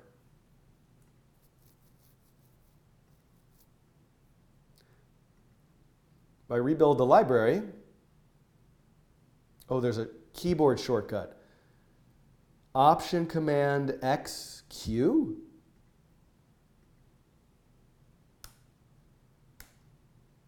No.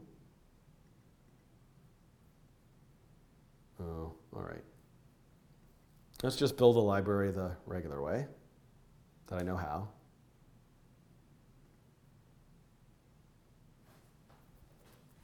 Rebuilding the library. Go back to processing, and I'm going to run this. Oh, and it's called noise now. I renamed it from value to noise. And oh, now why? Oh, look at it, there it is. So there is a big difference. The Perlin noise implementation in processing itself. So there is a big difference. The noise implementation in processing itself gives you a value between 0 and 1, whereas that open simplex noise implementation that I'm using gives you a value between -1 and 1. And while I could remap in my library, I think maybe, I'm trying to decide. I kind of want to, in a way I should remap it so that all of your code still works with it, but having a range between -1 and 1 is also something that's often convenient.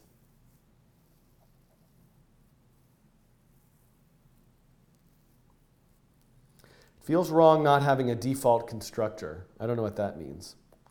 Writes Amr. All right, I know what I'm going to say.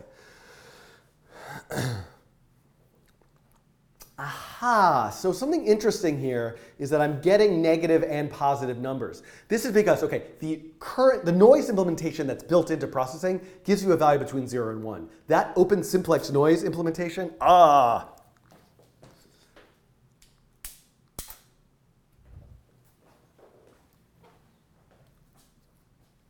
Okay, here, one more try. So I am actually also getting negative numbers here. And this is because the noise implementation in processing, the built-in noise implementation, returns a value between 0 and 1. My new open simplex noise implementation, which is not mine, I'm taking it from...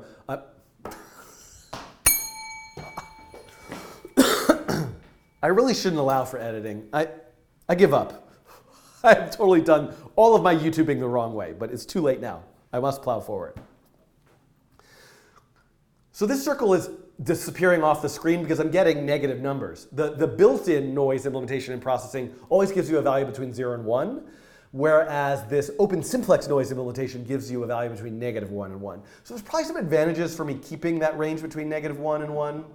But if I want to make the case that what I want people to be able to use this for is to have their current processing code just work out of the box by changing it to the open simplex noise function, then maybe what I should do is here, I should actually say, I'm going to just call remap. I'm going to make a function called remap. And we'll make this, can I make this private? Yeah, private, float, or double, remap, double val. And what I'm doing is I'm saying return val plus 1 times 0.5, right? Because a value between -1 and 1 would shift between 0 and 2, divided by 2 would shift between 0 and 1. So I'm going to do that.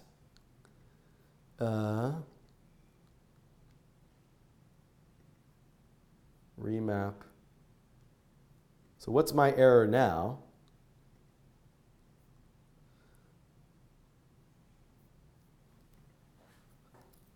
Wait, why do I have an error here?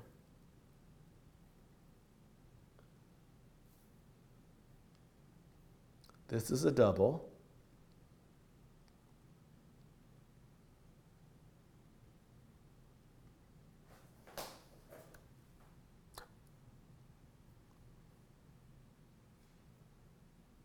Oh, there's another error.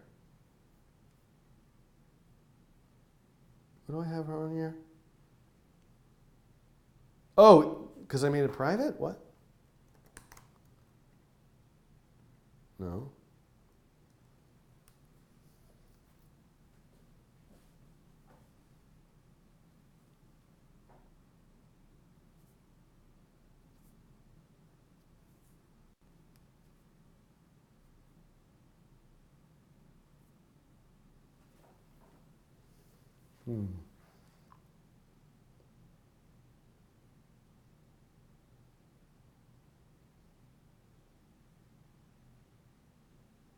What went wrong?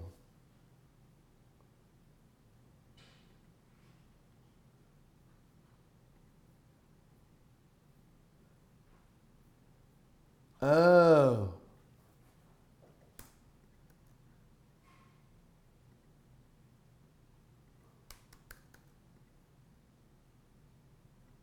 No.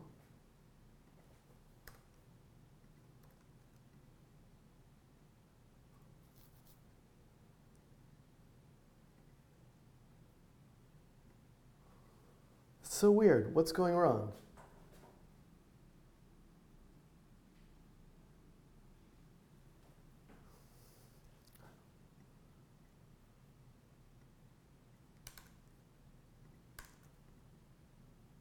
Whoa.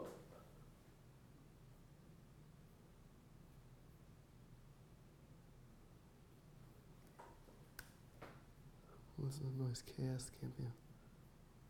Something else went wrong. Hold on. I've seen this happen before. Rebuild. Isn't there like a refresh? Oh, refresh. No.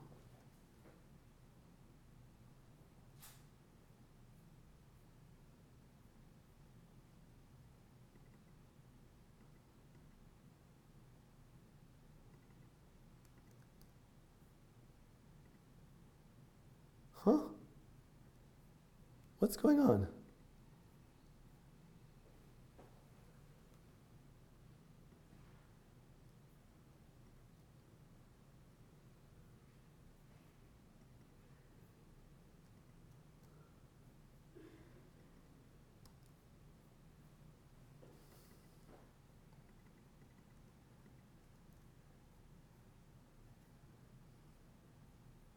Oh, the problem went away.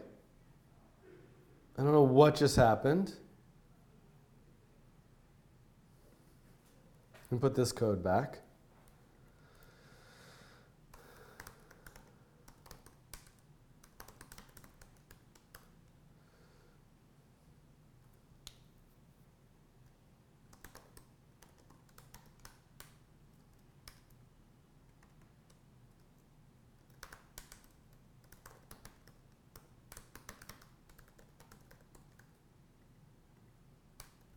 Okay, that was weird. I don't know what just happened, but it's fixed now. It'd be more time to use the dog. Okay.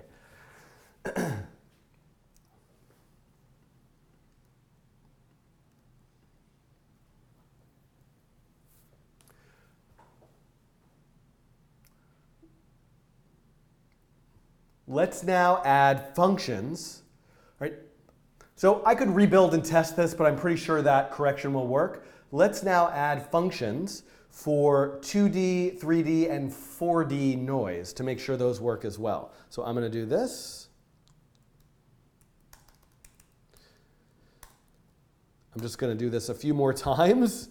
And I'm going to add a Y offset. I'm going to add a Y offset and a Z offset. And then I'm going to add a Y offset, a Z offset, and a U offset. And so this would be X off, Y off. And again, I could refactor this to probably have them call each other, but I think this will work fairly well for me. And then here. So now we have 1D, 2D, 3D, and 4D noise. And I also should add a constructor which allows me to pass in a seed.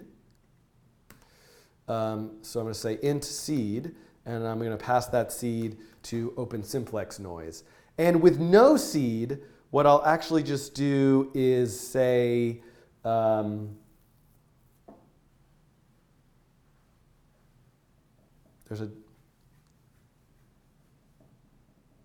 could generate a random seed. I'll seed with like the milliseconds. And with no seed, maybe I'll change it to just call the other constructor this with the parent and a system current time milliseconds. So I'll use that as the seed.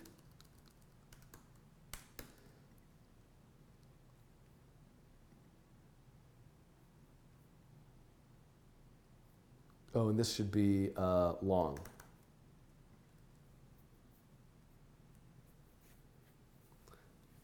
Sorry. So I have an error here. Whoops. Oh, it's because current time milliseconds is a long data type. So maybe I'll change this to long. I think that's probably OK, because you can always give it an integer. And so there we go. So now I have two constructors. If I just say open simplex noise this, it'll pick a random seed, or I can give it a specific seed and it'll generate with that seed. So now I'm kind of done with the basic functionality of this library that I wanted to build. So let's go back and build it again.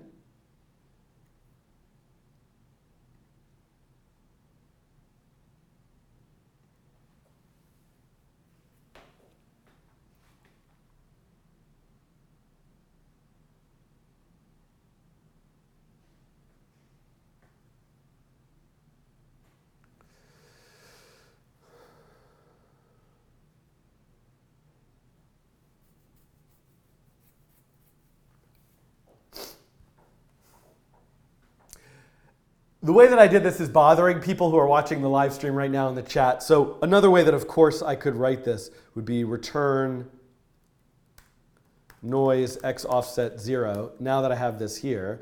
And this could be return noise x offset 0, x offset y offset 0, 0. And this one, I think this would all be the same, right? Would it all be the same? You know what, though? No, the 4D calculation is much slower. So I think the actual implementation is different. All right, let me address this.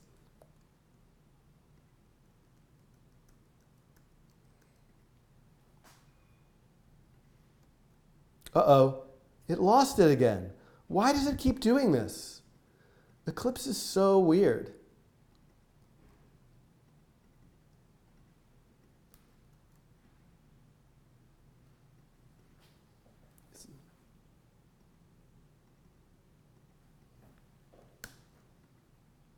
Make this a private class.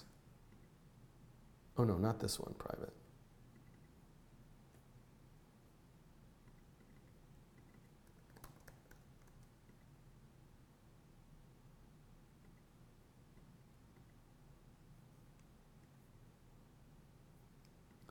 What is going on? Refresh. Not refresh. There's a whole thing where you can I've had this problem before where I can just rebuild. I thought it was refresh.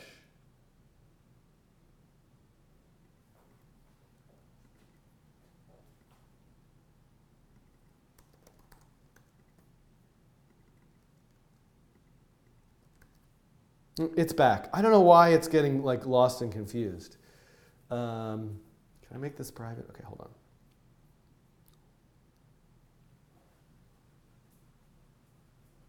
Yeah, don't resist it.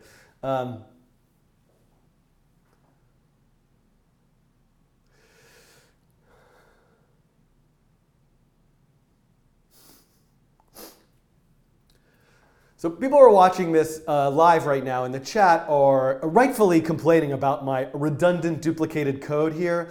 At a minimum, let me refactor this to just have the first 1D noise function just return this dot noise x offset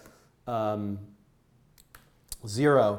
I do think that the implementations as you get to higher dimensions run more slowly. So I don't actually want to call those with fixed dimensions, but I only want to do that for the first one. So again, I'm sure there's a way to optimize or refactor that. Will come later in the building of this library, but I just want to get it to work.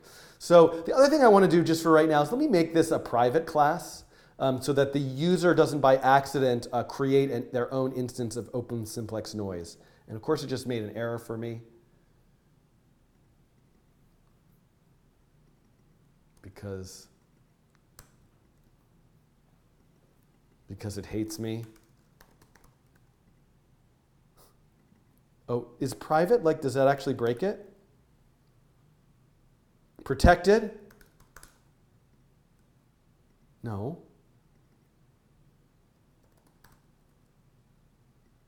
I guess it has to be public. All right, now I won't address that. I'll just stop here. Let me rebuild the library one more time.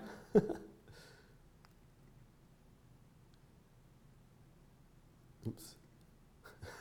I'll do it again. You can't make it private. Okay. Why can't I make it private? Can't I use it inside that package, but other people can't? That would be bad. Yeah, var args. Yeah.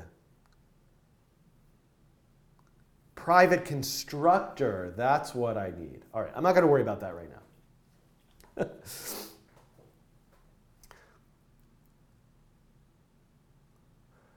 All right, let me rebuild the library one more time. Oops. Huh? Is this not ant?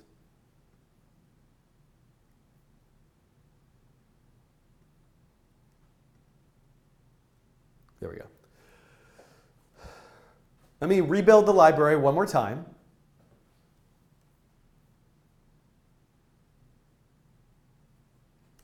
Go back to processing and run it. There we go. The same exact example, but now with open simplex noise. I'm going to hit save, and I'm actually going to now make this one of the examples. Whoops. So I'm going to call this OS noise 1D. And then I'm also going to save this as OS noise 2D. Let's also go and grab noise 2D. And we're going to sketch, import library, open simplex noise for processing. I'm going to make a open simplex noise instance. I'm going to say noise equals new open simplex noise this. Then here I'm going to say noise dot, let's call this OS noise. Then I'm going to say OS noise, and let's run this. Look, the same exact example, but with open simplex noise. Change this to regular noise and run it. It looks like this. Change this to improved, what I would say is improved open simplex noise, and it looks like this. So that's another example. And so now you'll see, by the way, in Eclipse, why aren't there so many? Refresh. Let me hit refresh. You can see that the examples are showing up here. And I can get rid of this hello example, because I don't need that. And I now have a fully functioning version of the library. So there's more that I need to do to document this library, to put, I need to fill out, what's that called? Oh, noise 1D. Oh, rename the function. No, I don't want to do that. For inner classes, okay.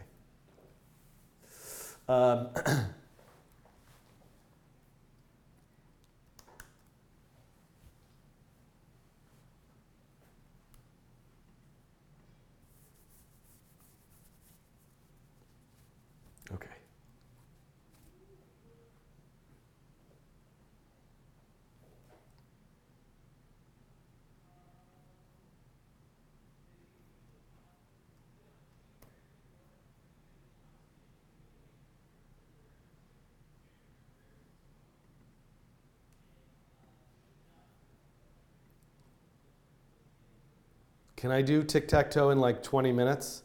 Because I could leave at 2 and I'll be fine. And I'm just about done with this. Okay.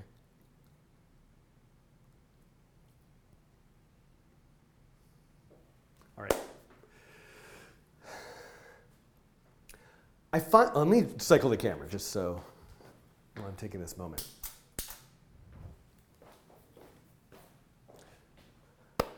I finally have a fully functioning working version of the library with 2 examples. Here's the thing. There's a lot more work for me to do. I haven't added anything in the code comments that will help generate documentation for the library. I haven't published the library in a way that it would show up here under import library, add library in this actual list here. This is a way of publishing it to the processing list of libraries itself. But this is a good stopping point because now I'm at a point where you, the viewer, could actually use this library. So what I will come back and do a 3rd video about cleaning up and finalizing and publishing the library in a more public way. But right now what I'm going to ask of you, the viewer, is 2 things. Number 1, go and download and try this library yourself. So I'm going to compress this folder and make a file called OpenSimplexForNoiseProcessing.zip, and I will add a link to this to the GitHub repo. So the GitHub repo for this library is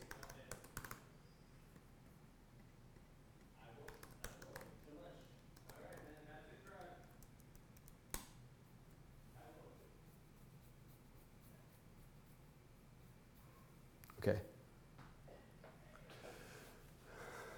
Alka, you keep giving me $1. Why? Are you saying something important? Or are you just testing? JS Doc, thank you. Oh, are you give me $1 so I notice your comment?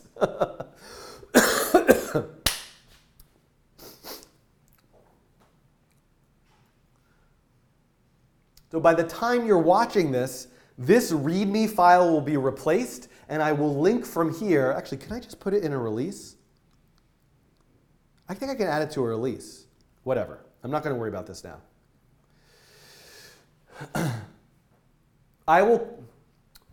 Here's the GitHub repo for the library. If you go here, the link to this is in the video's description. By the time you're watching this, there will be more information in this README about how to get your hands on this zip file and manually install it to your processing download. So you can test the library. You can give me feedbacks. You can give me feedback by filing an issue here on GitHub. No issues have been filed yet. And you can also contribute to the functionality of this and documentation of this library. So if you have some time and would like to work out filling out this JS doc information inside the source code itself, if you really don't like the way I've written these 4 noise functions and want to refactor that, we can think about and have a discussion about the API design decisions. And after I let that sort of cook for a little while, I'll come back and do a 3rd video to show you these updates, what kinds of changes I've made, and how to take that final last step to creating a website and publishing your processing library to a website and having it appear in the processing contributions manager itself. All right, I hope this has been helpful to you. I look forward to seeing this project grow. We can add some other noise algorithms to it. There's going to be a lot of fun in creating this open source project as a code and train community and adding it to processing itself. Thanks for watching, and I'll see you sometime soon in the 3rd part to this series. Goodbye. Okay. All right, everybody. I'm just going to speed through this. Exit the Eclipse IDE. Yes. Let me at least commit everything I've done. We're going to move fast here, people. Okay.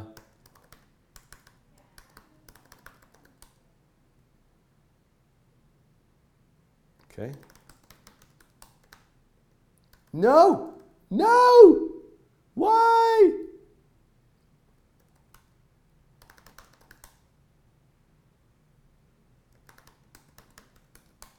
Why do I not have permission?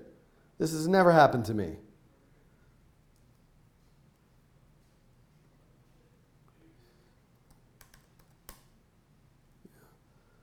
All right, I'm gonna have to debug this later. I want to push this to GitHub, but I'm gonna worry about this later. Yeah, I have, I don't know. All right, I'm gonna deal with that later. Hey, this is gonna be Tic Tac Toe speed run. By the way, thanks Pedro for your super chat. Appreciate it. Quick word. So I won't be live streaming very much in July. It won't be a complete nothing vegan burger, impossible burger. I don't know why. I don't like the expression nothing burger. There will be content and there will be some stuff happening. But if you are, let me just quickly say this. If you are currently supporting me as a patron on Patreon or as a member on YouTube, the actual video content will be slim to none through July and August, but I will be working intensively on a second edition of the Nature of Code book. And so I will be, through those communities, releasing preview drafts of that book. Eventually the whole thing will, of course, come out and be on the new website for free for the public. So you have two choices if you are currently supporting me. Unsubscribe for the next couple months because you feel like I'm not producing enough content to merit your patronage. Or stay and realize that I'm sort of switching gears. And I'll be back in full force with video stuff in September. And if you're thinking of joining now, maybe you want to hold off because you feel like you want to join for the sort of like video stuff. But if you want to get clued in to the sort of inside track of the progress on the Nature of Code book, I will be hopefully doing some member-only streams for my work sessions on the Nature of Code book, as well as sharing draft PDFs and drafts of the website in our Coding Train Slack channel, which you get an invitation for. Okay. So yes, Simon is saying don't edit a timer, so we'll put a timer in post. And I am going to give myself till 2:10 to create Tic Tac Toe.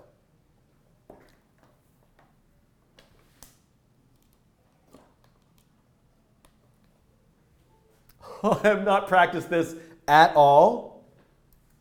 I have no plan. I'm definitely in big trouble here. This is going to be a total and complete disaster, but I'm going to do my best. Okay, let me blow my nose, cycle the camera. Oh, I'm going to probably want to use the whiteboard for this periodically. Oh, this is such a bad idea. Welcome to the coding train, otherwise called This is a Bad Idea. Is this the marker I want? No. Is this the marker I want? Yes. All right, here we go, people. Make sure there's no emergency message for me about anything. Okay. Oh, here we go. All right.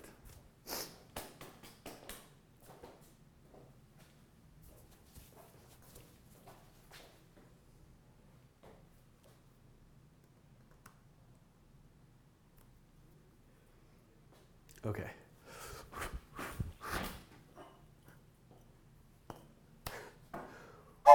Hello and welcome to a coding challenge, Tic Tac Toe. I'm going to make Tic Tac Toe. I'm hoping when you look at how long this video is, it's very short because I don't have a lot of time right now. So I'm going to try to make a very beginner-friendly example of the game Tic Tac Toe without any bells and whistles, without a lot of fancy code. I'm not going to over-engineer it. I will come back and I will refactor it later because the reason why I'm making this is I eventually want to show you some different algorithms for an AI or at least a bot to play the game Tic Tac Toe. But that's not happening in this video. I'm going to make the most basic, simple, friendly version of Tic Tac Toe right here using JavaScript, the P5.js library, and the P5 web editor. Follow along if you wish and see what happens. I have not practiced or planned for this at all. Can I do this in a short amount of time? Let's see. All right, I need a board. So I definitely need a board. I'm going to say let board, and I'm going to just it's going to be an array. And maybe it'll be an array of arrays. And let's use strings. This is probably a terrible idea. So this will be the top row. This will be the middle row. Right? Tic-tac-toe is 3 by 3 by 3. And then I need 2 players. So player 1 is an X. And player 2 is an O.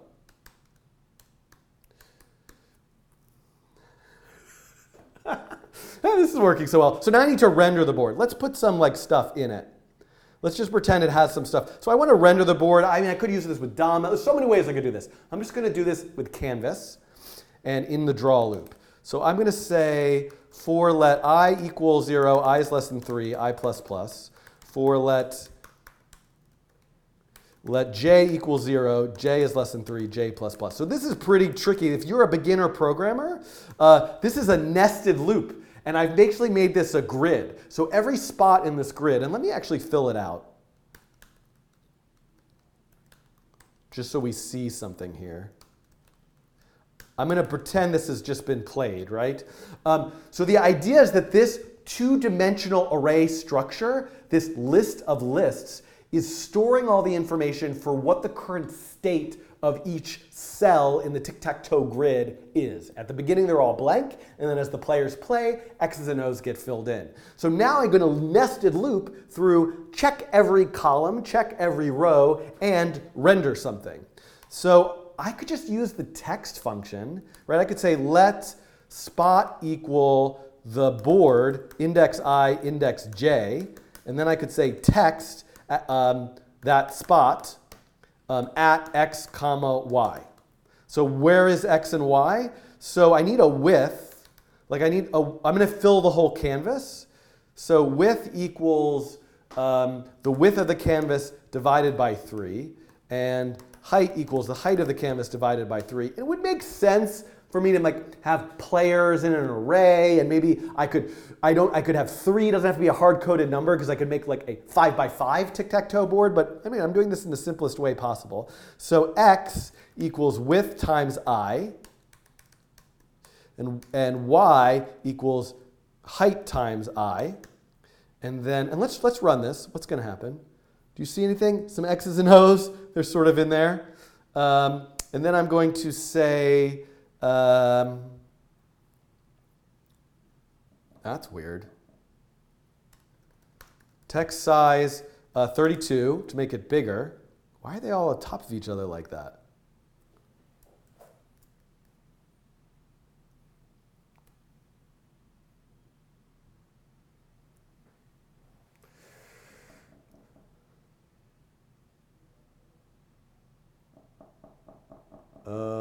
Oh, I'm looking at the chat. Can you guys discuss the thing about the community contribution thing later? That's distracting me. Oh, I forgot J here. There we go. Look, there's my tic-tac-toe board, but things are kind of like off. Oh, because of the way, you know what? I should just draw it as a circle. Let's just say if spot, let's do this. If spot equals player 1, right? Then draw an ellipse at x comma y with, right? And then otherwise, if spot equals player 2, then draw a line from x, y to x plus w, x plus h, and another line from x plus w, y to x, y plus h. So that's me drawing an x. Whoa, that looks totally wrong. So first of all, let me say no fill. And the offset should be plus w divided by 2. So I need to offset all those spots. Ugh. Ooh. Oh, and then this would be, oh, no. Oh my God. Help! Let's diagram this.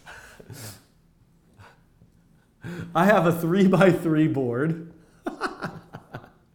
right? This is kind of x equals 0. This is x equals 1. This is x equals 2. This is y equals 0. This is y equals 1. This is y equals 2. So an x should be drawn from here, from xy to x plus h, y plus h. So the x I did correctly. Let's go back to here and comment out the ellipse. And let's make the board all full of x's. Let's just make the top row all full of x's. Oh my goodness.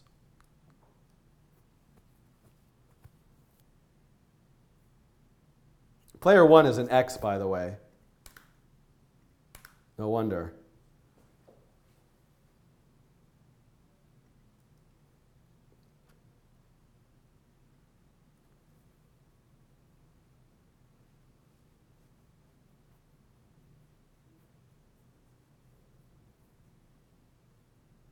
Oh! No. Height divided by 3.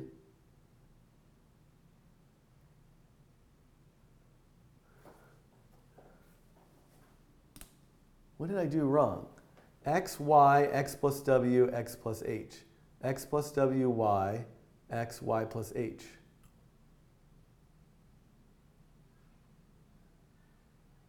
They're all going to the bottom.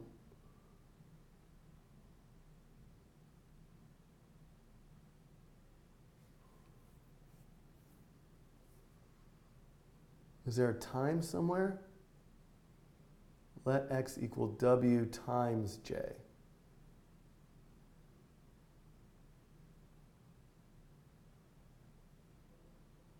Line 29.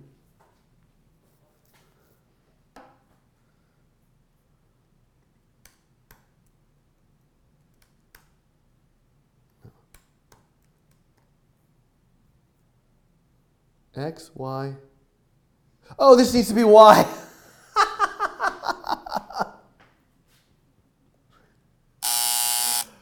Everybody, I just lost like 45 minutes, not really that long, by accident because I had an x here. This needs to be y.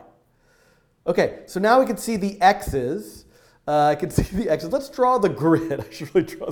We can see the x's. Well, those are really giant x's. Now let's put the circles back in. And you consider, the circles need to be, I need to say ellipse mode corner. There we go. Oh boy. Boy, those x's are connecting in ways that look really awkward. So the x's should actually also have an offset. So let's make like a little buffer variable like 10 pixels and say x plus buffer, y minus buffer, y minus, oh no, wait, hold on. Let's not do that. We should draw everything relative to the center.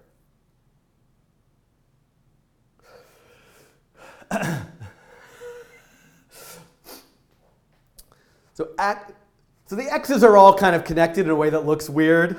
So actually, it would make sense to not draw everything relative to the corners, but to draw everything relative to the centers. And I could have just used text align and gone back with the letters. But I want to draw it. So I'm gonna draw everything relative to the center. You'll see. This is going to improve it. Boy, this is really going super well so far. So what I'm going to do is say each x is its index into its column and row times the width plus width divided by 2 plus height divided by 2. That offsets everything by half. And then I'm actually going to say the size. I'm going to have something called I'll call this the x size. I'm going to have this equal to w divided by 2, half of that. And then I'm going to say x minus x size, y minus x size to x plus x size, comma, let's just call this xr, kind of like the x's radius. And then this one will be plus xr to y minus xr, and then to x minus xr to y plus xr.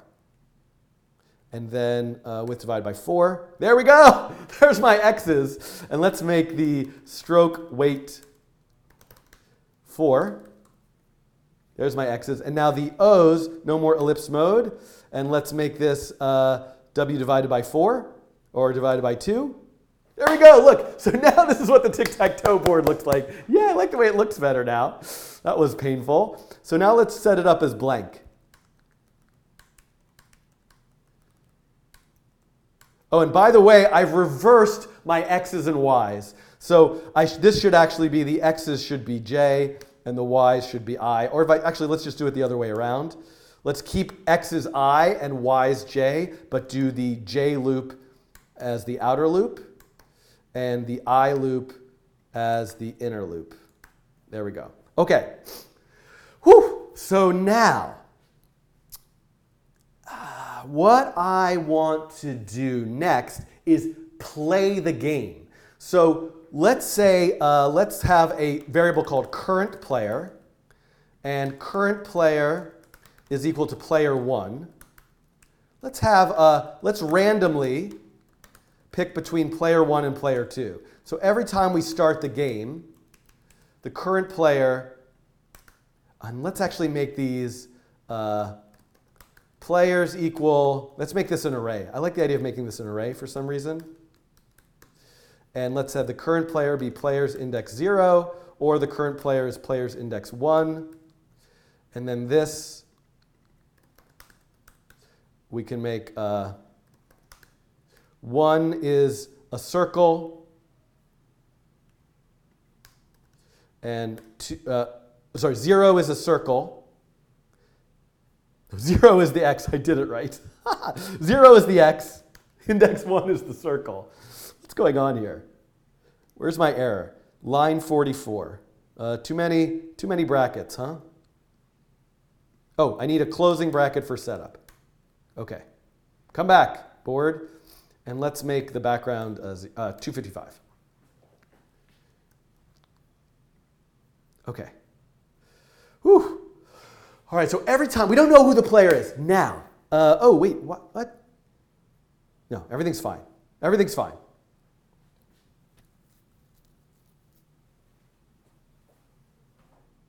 Am I going to do clicking?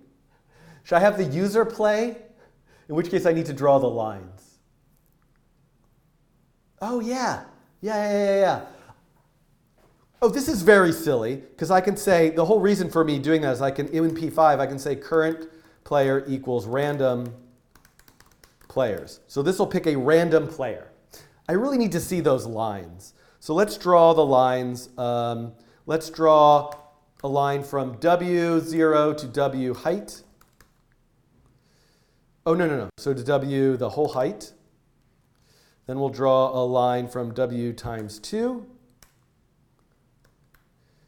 So I just want to draw that crisscross, and we'll do the same thing for 0 to width. And this will be H to H, and then H times 2 to H times 2. Now, really what I should do is make this now interactive, so that you could click and add the X or the Y. I think I might leave that as a little challenge to you. I'm just going to have the computer play the game of tic-tac-toe and see if somebody wins. So either the board will be full and it's a tie, or somebody will win. And I won't use any intelligent algorithm. I'm just going to have each player place a random, pick a random spot. So what I'm going to do is I'm also going to make an array called available. And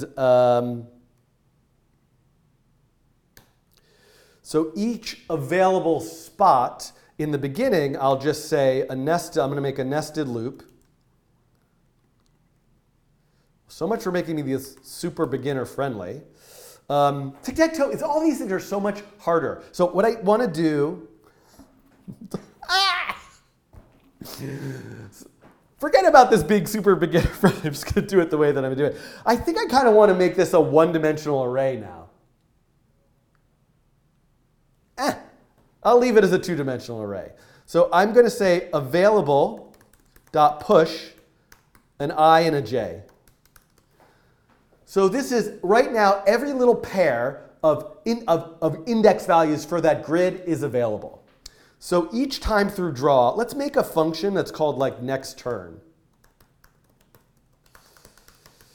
And we'll say spot that I'm picking is a random, I'm going to have to get an index.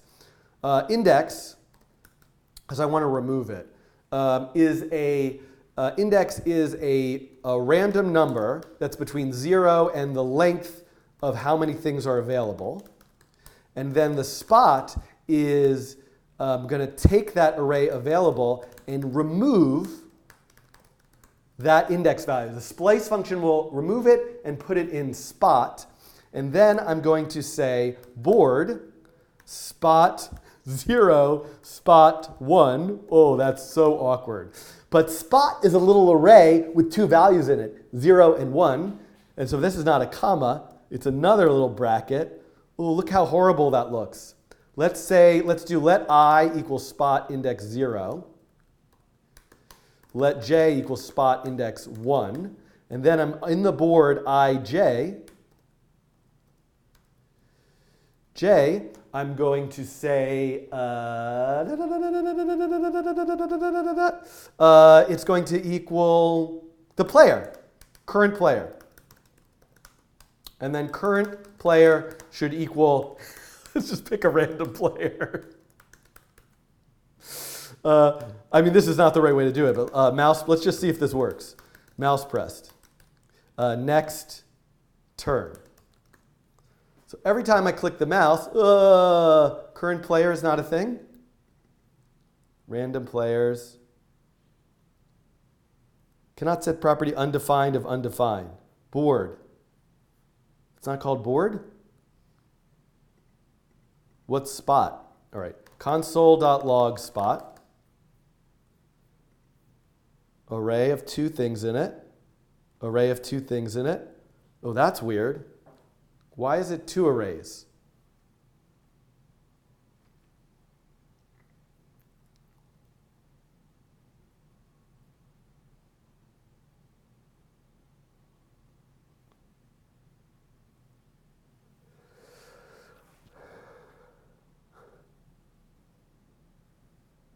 It's 2 o'clock.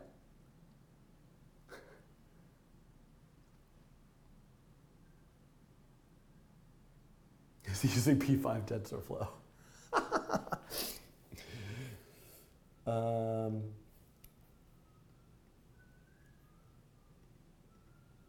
Yeah, this is right. All right, so that's right. Let me console log ij. Oh, no. Oh. Spot. When I splice it out, does it come in an array? Oh, how awful. It comes in an array, so I need to do that. There we go. There we go. I'm filling up the board. Okay, I've done this in such a super awkward way. I might want to rethink this, but it does work. You watching this will make a nicer version of this. Okay, but I want to go back and forth between the players. So current player should actually be an index into that array. So I actually want to say random players.length. Because I want that to be an index, because then when I am adding the thing to the board, I want it to be players index current player, because the next player should be current player plus 1 modulus players.length. So I've built this in a way that you could have more than 2 players. So it should be OX, OX, OX, OX, O. Hey, O won that one. All right, so this works with my wacky implementation. Now, I don't need mouse press to call next turn. I just want draw to call next turn. So it fills up, but I also want to check for a winner. Check for a winner. So what I'm going to do, I'm going to write a function called check winner. And what I'm going to do in check winner is see, first of all, if board dot if available dot length equals 0, then console.log tie. So it was a tie. So if the board fills up, it was a tie. Now I need to check, but first I need to check, is there a winner? So let winner equal null. So I'm going to say there's a winner. Now what I'm going to do is check all of the, first I'm going to check all of the ways across. So let's first check horizontal.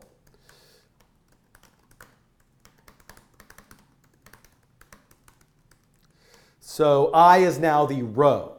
So if board index I, well that's the, is that the row? I don't remember. 0 equals board index I 1 equals board index I 2,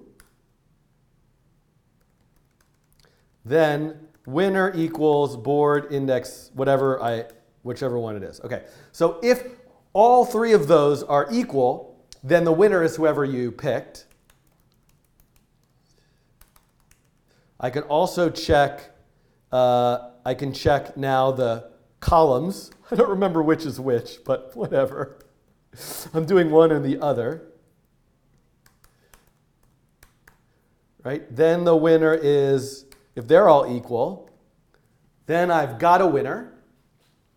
Now I need to check, so this would be vertical, except it might be the other way around. And now I need to check diagonal.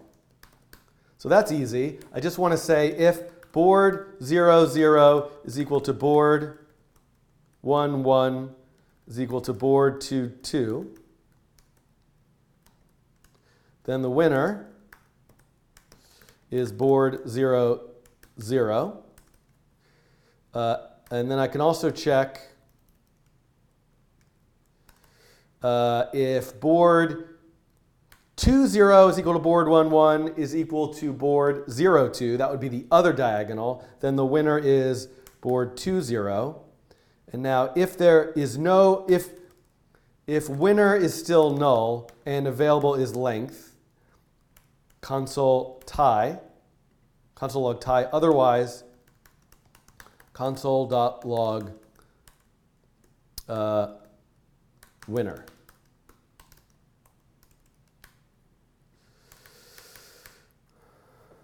All right, X is the winner. But if there's a winner, so let result equals check winner. If result is not equal to null, then no loop, stop the looping, console.log result. Okay, why am I getting errors? Sketch line 59, it doesn't like that. Oh, okay. Is next turn happening? Next turn has to happen after this. No.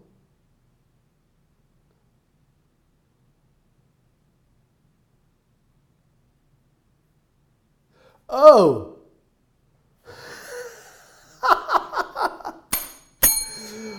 I did something so nuts. Look at this. I was like, that doesn't work. If this equals that. That doesn't work.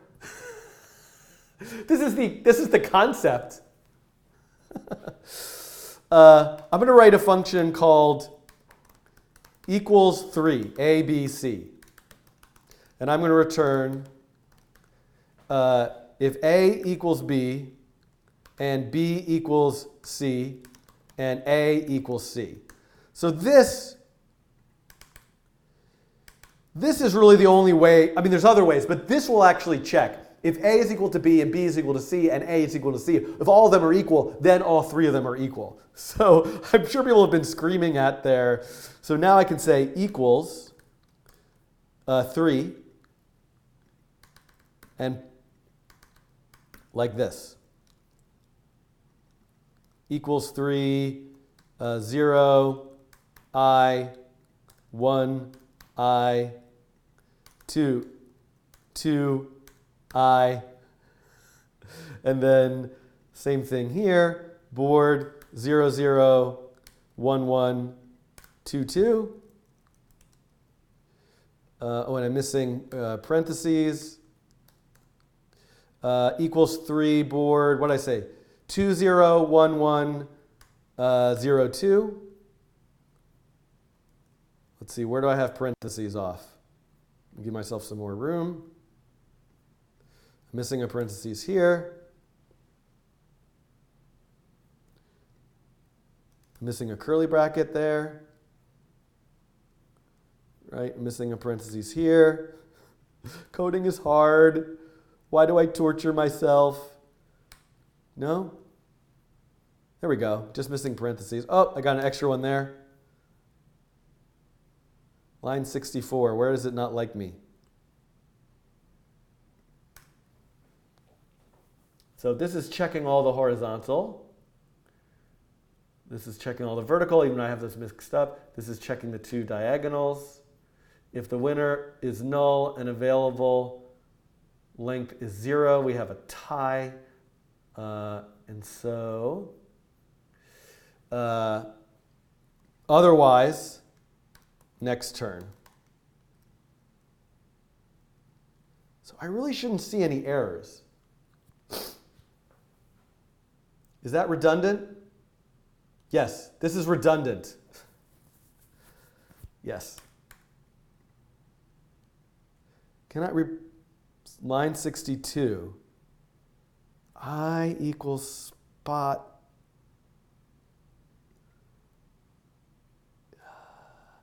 Next turn. Why am I calling next turn?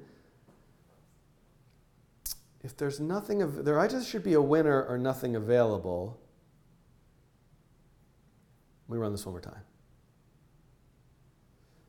So there's lots of console logging going on. Whoops. Whoops, where am I? Am I console logging somewhere else? Oh, I forgot. I'm not I'm not returning the winner. And I'm console logging a lot of other nonsense here. It just should say return. Whoa. Oh my God, it's 2:11. I'm doing a horrible job at this. I am not this should be return. I'm rushing. You should never code and rush. Take a deep breath and relax while you're coding. Return tie. Otherwise, return winner. Now,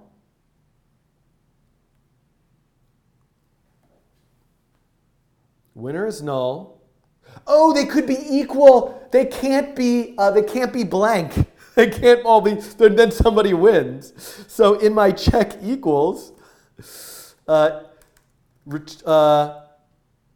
if A is blank, they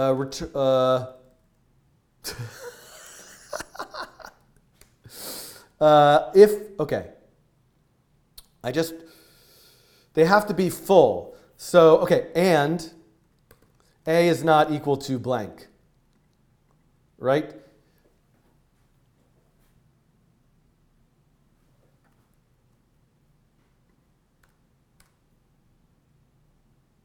S is not defined, line 22. Oh, whoops, there's an S there. There we go. X is the winner. Let's run it again. X is the winner. O is the winner. X is the winner. So let's at least make a,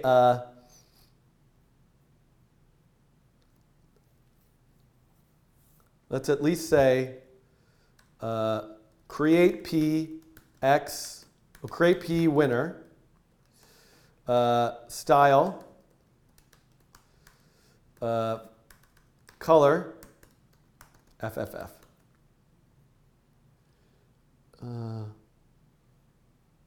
Result. Tie. Yay, I have made my version of Tic Tac Toe in kind of a horrible way. This is and you can't see it now. Let me scooch this over here. This was a tie. Let me refresh. X won this one. Let's make it more dramatic. I don't know why I'm...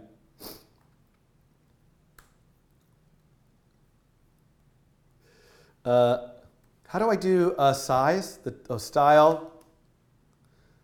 Font size? I'm doing this the most ridiculous way.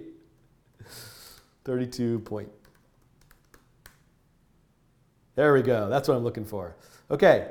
Now every time I run it, tie, O, X, O wins. And let's change the frame rate. We're going to make this super dramatic. Frame rate, it's 215. Oh, I really got to go. Frame rate 1. Okay, here we go, everybody. O, X, O.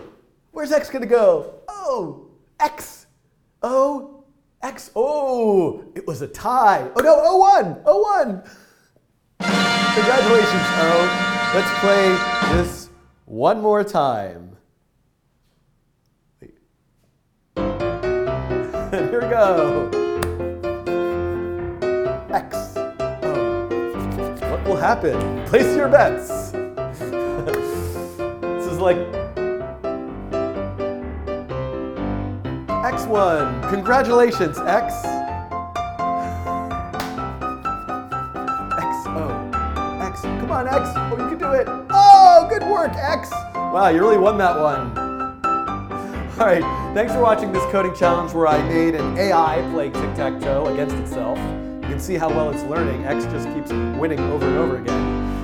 I will come back in a future second part to this. I know I say this for like so many coding challenges and you think I'm never coming back. It'll be sometime in the next several years. I will come back and fix this up a little bit as well as implement something called the Minimax. Is it called Minimax?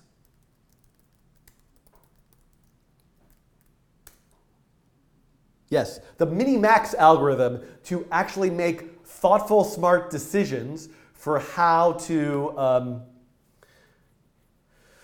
actually make thoughtful, smart decisions for how to place your X's and your O's, for an AI to learn how to beat this game and to always win tic-tac-toe. And as a challenge to you, the viewer, take this version of my tic-tac-toe coding challenge, and when X or O wins, draw a nice little line through it to indicate the winning. I don't have time for that right now. I should really add this to this, but please add this to this. Go to the Coding Train website where you will find this challenge on the website itself and a place to add your community contribution, as well as a video tutorial about how to add your community contribution is out now as well. So I hope to see lots of tic-tac-toe games and computers playing them, people playing them, and have a lot of fun making those. And I'll see you in a future coding challenge. Goodbye. It's not Minimax? I feel like it's Minimax.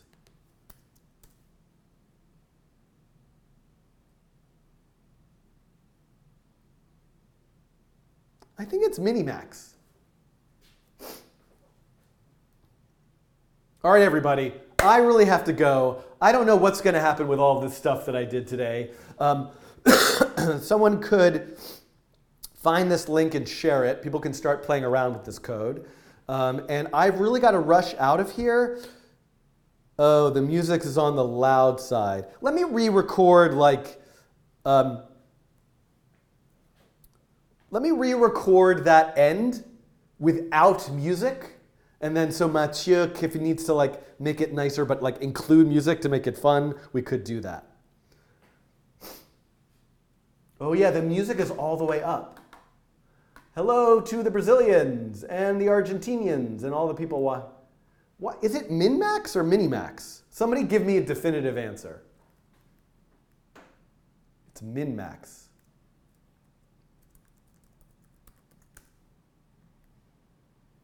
Some minimax, sometimes min-max, or saddle point is a decision rule. Yes, minimax. Thanks, Dave. Dave Brachetti, who submits lots of wonderful variations on these coding challenges. All right. Let me do this again. Let's set the frame rate to like 2. We'll make it a little less dramatic. Okay. Go. Oh, and also, how come the... I'm not going to worry. All right. Wait, why does... Oh, look at this. So hold on. I know why this has been looking weird this whole time. Something's been bothering me about this. In the draw function, the first time it draws this, the stroke weight is not 4. So let's put that here and run it. All right, everybody place your bets. Here it goes. Who's going to win? X wins. All right, let's run it again. You know what you should do as your own version of this coding challenge is you should actually, like, when O wins, you should draw a line through the winner. I'm not going to add that because I'm in a hurry, but I'm going to leave it like this. Who's going to win? X wins. Let's see if we can get a tie. Come on, tie. I don't know why I'm having the slow, dramatic build. Oh, X wins again. I really want to see a tie.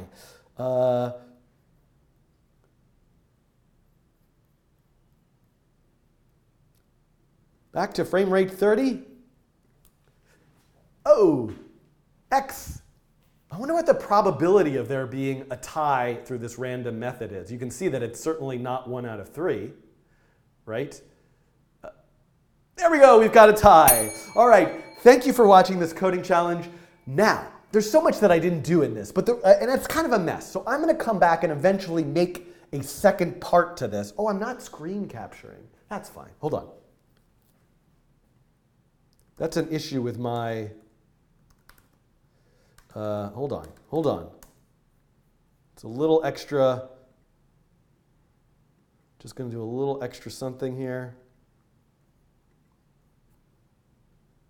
Okay. So if you're wondering why I switched to the green screen, I'm going to let Mathieu add other visuals with the Coding Train website behind me later, but I don't feel like pulling up now when this gets edited. Thank you for watching this coding challenge with me doing my darndest to make a very sort of like ridiculously programmed version of an AI. Just picking randomly, but that is a way, that is one possible methodology for playing the game Tic Tac Toe. Pick a random spot. Playing the game Tic Tac Toe. I will come back. I'm going to do. I know it might take a while for me to get to this. So I'll hopefully you'll keep reminding me in the comments. But I'm going to come back and do a second part. The reason why I built it, I'm going to need to refactor the code to make it more manageable, and I'm sure people will give me some nice suggestions and make some variations of that. I'm going to make a. Oh, I hate the way that I'm explaining this. Min-max algorithm. Take a look at Lantroncelli. All right, hold on.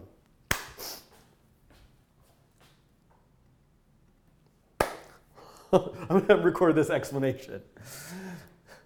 All right, thank you so much for watching this kind of strangely implemented version of a computer playing itself against tic-tac-toe with its highly intelligent algorithm of just picking a random spot each time.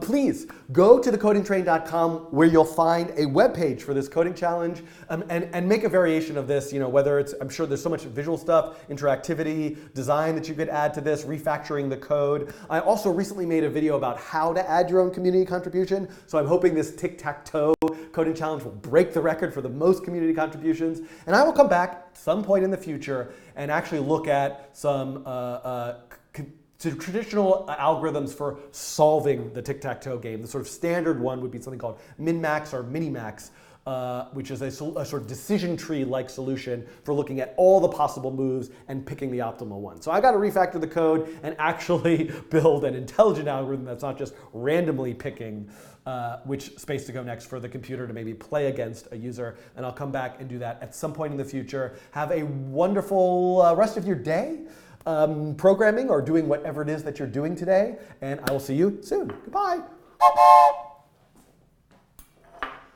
Okay, I screen captured because, obviously I need this thing to be behind me. That makes no sense. Okay, screen, tic-tac-toe, tic-tac-toe, desktop. All right, everyone.